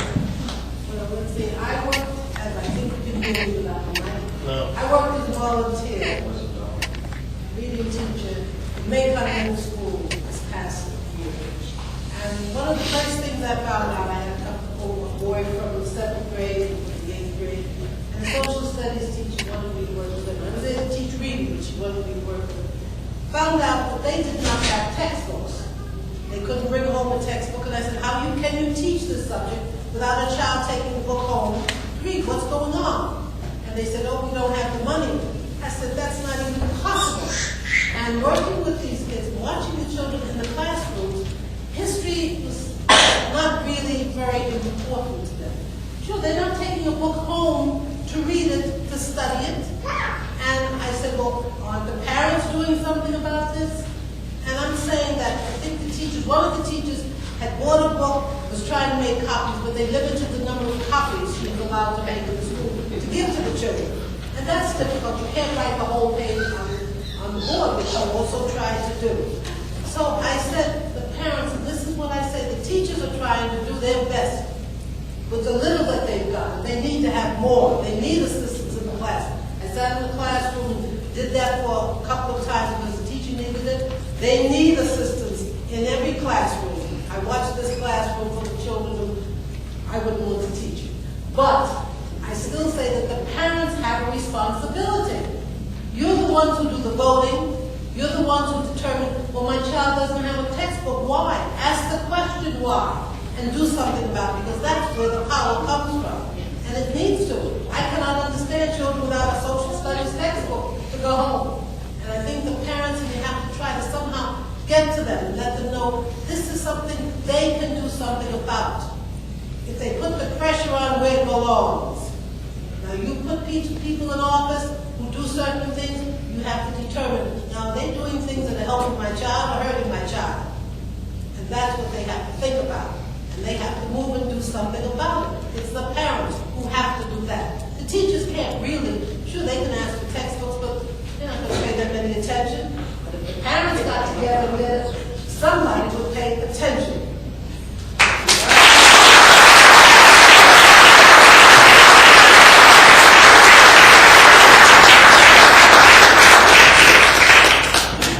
I'm Dave Stamey. I'm probably went to school with some of you folks in here. Over here. Graduated in '86, part of Macon County Schools. Because of that education, because of Terry Bell's science education, I've stomped fires out all over this country. I've managed forests all across this country. I even spent a little bit of time in Middle Georgia, and as soon as I got the opportunity, I burned a road back up here. Real quick. Been there, done that. But because of those social studies educations that I had in high school and in college, I've been able to affect policy at the national level. I've met many a legislature, many a representative, many a senator, all because of what Macon County education did for me. Now I've got one grandkid, not close to coming through the schools yet, but he will soon be in that path. I want to thank those teachers who've done that for me. I want to thank those new teachers that are out there, because you don't know who you're educating. You don't know what policies they're going to affect later in life. Thank you for what you do.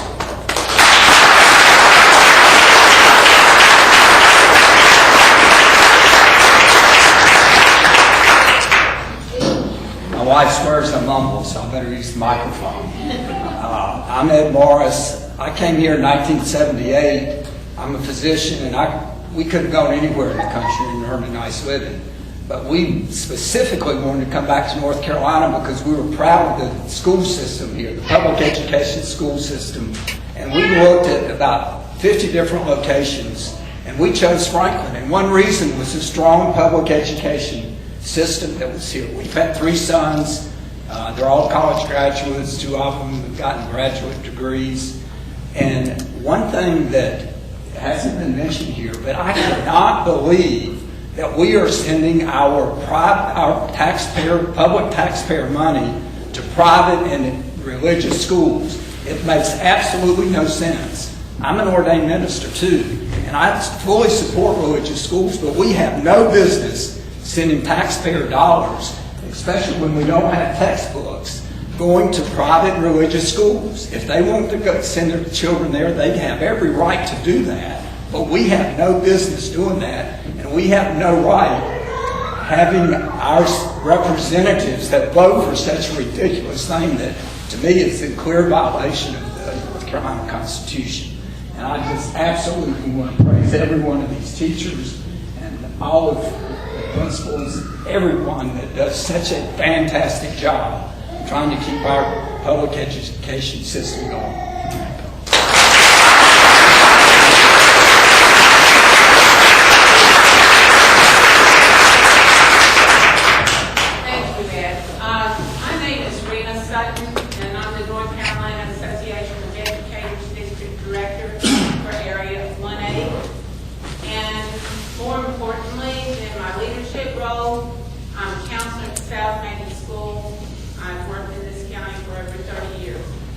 I love Macon County. I'm a native of Asheville. I'm a native North Carolinian, but I've had the opportunity to live in other states. I also had the opportunity to represent North Carolina, Denver, Colorado for the National Convention this year. And as I met other educators in line,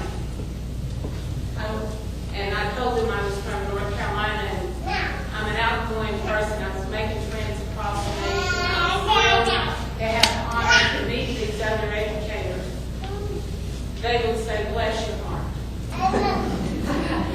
And we are on the top of the bless your heart list. Not Alabama, not Mississippi. We are the bless your hearts of the United States of America. Our voters are agree with you. The parents need to get out and highly consider how they're voting.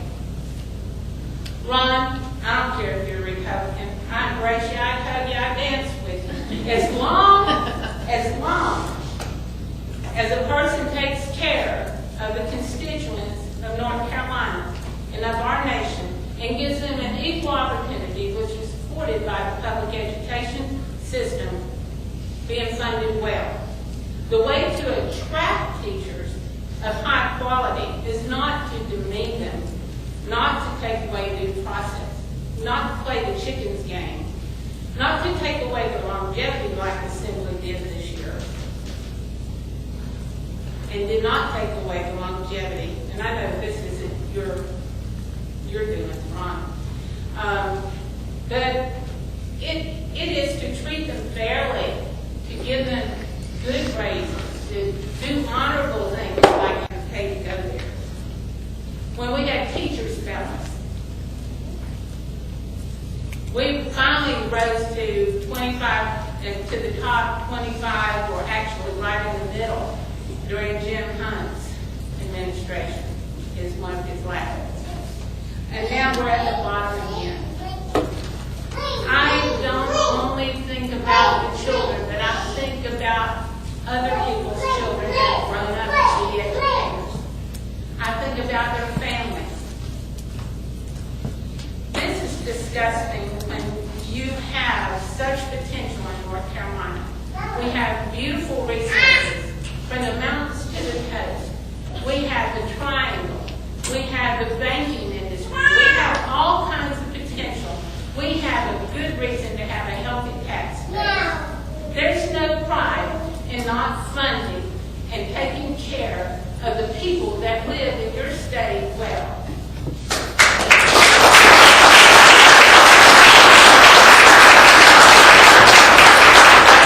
I don't mind us being a purple state, but I do mind us being a yellow state. I think there's something to be said for moderation, just like Gary Brown said. I don't think either extreme is too smart. I think we need to be able to see what our people need, whether it's to help them not be on welfare, and welfare, well, a lot of that was remedied. Now we're just playing stupid. We're not using our resources well. So we have people and children of these people that are not getting enough to eat. We have brown bag programs in our schools. I dish out personally 90-some bags from CareNet every week to get children through the weekend. And I'm just one school counselor, just one little person in the school system. Recently I heard when the AB membership was discounted as a budgeting qualifier, that Doug Berger said, what is all this whining about money? And what came to my mind is this is another example of pulling out the Leandro case. People do count, and the numbers you have in the county or LEA do count. And you should have money proportional to that, and the superintendent should know what he's up against before so you can hire the right number of teachers. Accountability for charter schools is not there. It's very weak. It's not transparent. It's not only what Ed Morris so clearly spoke to, unconstitutional, if you think about it, not only on the North Carolina level, but the Constitution of the United States. With a lot of money, we'll prove that after it's already been dished out to private and charter schools. Charter school used to be a laboratory concept. It would be experimental. It would be transparent, so other schools can learn from it. That's not what we have nowadays. It's just continuing. We have less money on the pay scale after 30 years of experience or over. And I didn't come into the school system with 30 years of experience. I was frozen at 20 years. I have 32 now. I made $1,650 less this year. If it weren't for the clause in the supposed pay raise that say no harm if you have to make more. So that means if you're 25 years of experience or under, you have this this ceiling that has been put on to where you will not be raised above your worth. We are not worth much to this day if they don't change the budget. But I'll tell you what we are worth. If I understood it correctly from our faculty meeting, we've met our accountability measures. Didn't we meet them in all schools? South Macon met 100% of their Okay. Okay. And this year we have a media coordinator on 3 days, correct? Two days. Oh, I'm sorry. Gosh, I guess I was just an optimist. That's ridiculous. What kind of society is this that in North Carolina we have to share a media coordinator for a school that counts over 500 students? I never understood being the only counselor in a school of over 500 students when the state and the national recommendations are 1 to 250. These opportunity scholarships were renamed when Berger found out that vouchers wasn't his learning county. They're being advertised that they were for students. That's a big joke. That's a fallacy, not called for. If you're poor and you make enough to finish paying the rest of it, provide transportation, then you're not my kind of poor.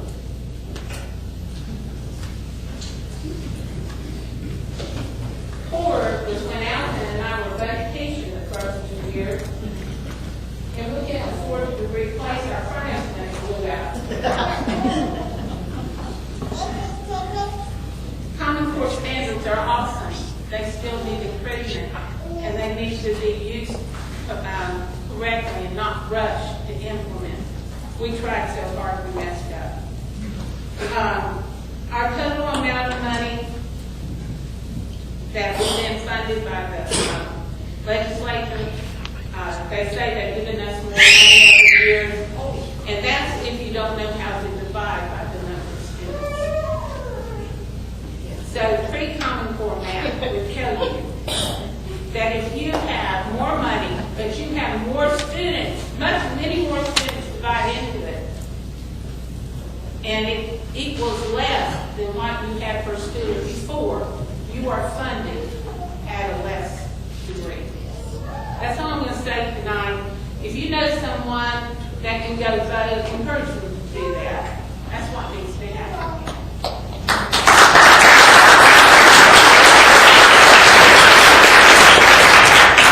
And again, I want to encourage you to hold your mouth down.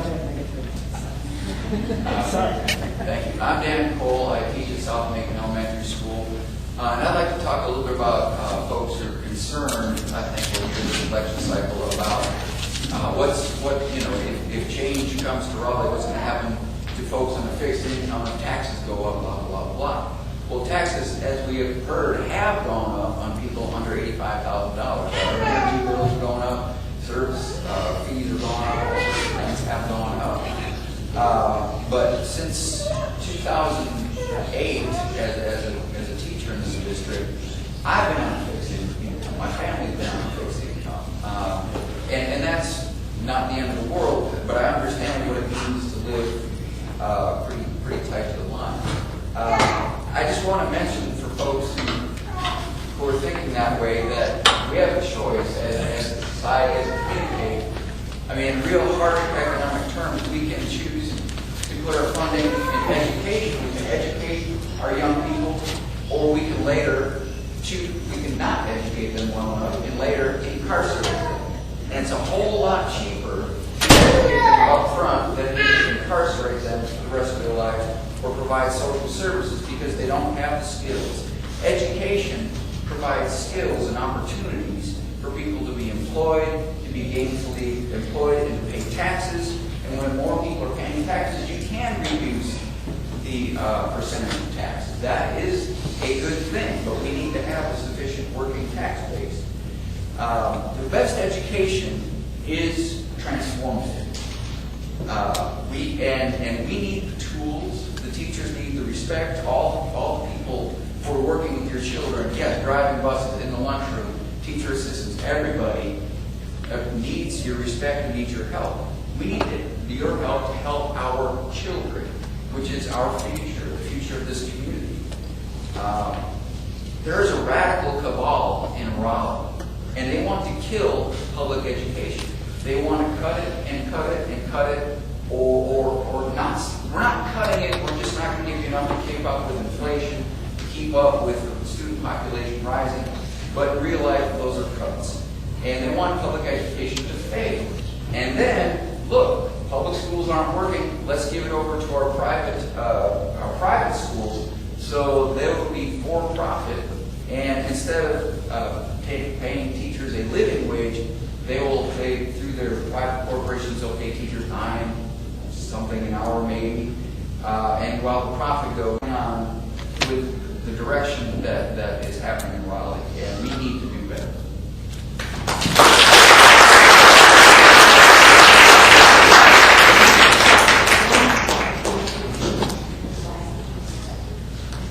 There's something you said not to talk after you wife. I'm gonna try to. I want to ask for a show of hands. I don't want you to do that. I don't want anybody else to be embarrassed. Just think this. How many of you in here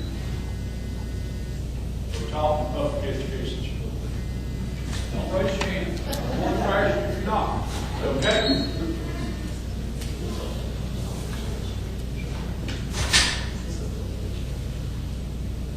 Do you feel you're successful? Those teachers put you there. They taught you. That's why you're successful. There's no better job than public education. I've been in it for 44 years. Some at the federal level, some at the public, state level. I want you to think of this. Don't raise your hand yet. I'll ask you to raise your hand after you think about it. I'll give you 15 seconds to think of this. Think of the greatest person that you know that helped you get where you are.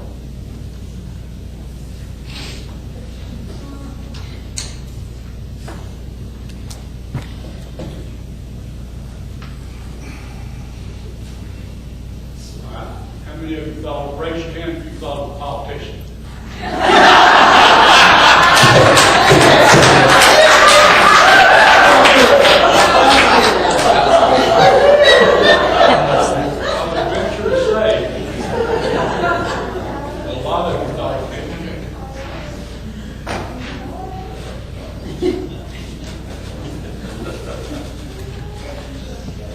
Public schools have to educate everybody, not just who we choose. Private school, religious school, they're all good. I'm not criticizing them.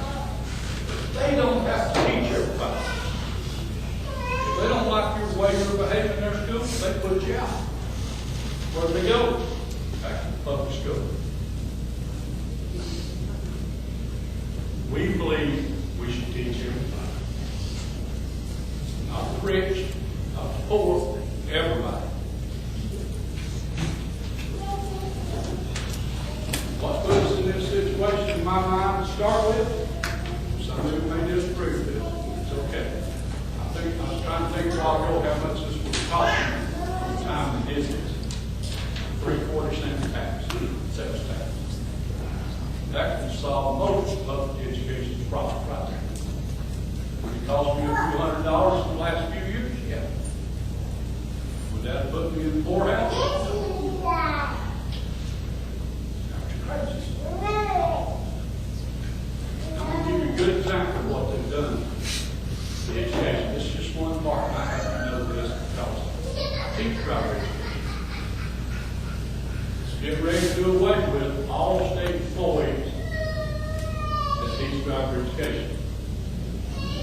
Pay attention to this, because some of you may have these kids, grandkids coming.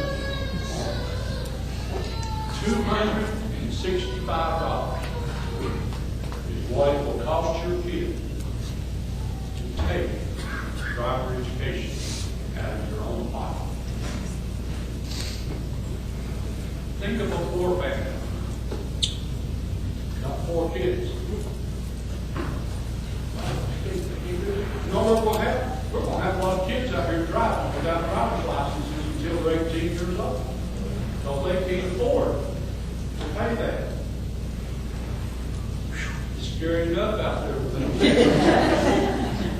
Believe me, I'm out there every day.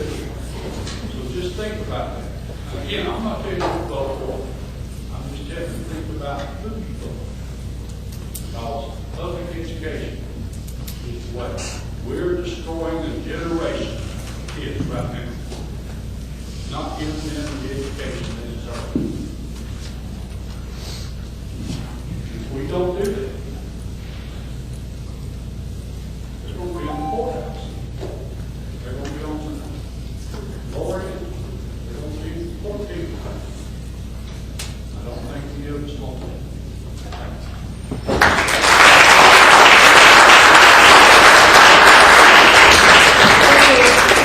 Probably be wrapping up unless somebody has a real burning desire to speak. Did you want to speak, Ed? All right. Like our good mayor, Bob Scott, I'm a South Carolina boy. Back then, we had to look north to see a state that has a good education system.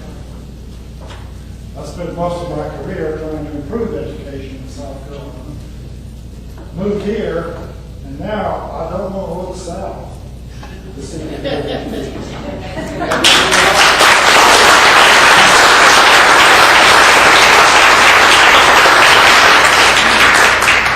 I want to thank you all. I want to thank all our educators. I know a lot of you teachers have to go to work tomorrow, so thank you for coming out and spending your evening with us. Thank you for all that you do. I would like to invite you all. The League of Women Voters has a lot of educational programs. On September the 11th, we will be having a candidates forum for Jim Davis and Jane Hips. That's at noon right here. On October 9th, we will be having a candidates forum for county commission candidates. That will also be at noon here. And maybe we should change our meetings to the evening so all you teachers can come.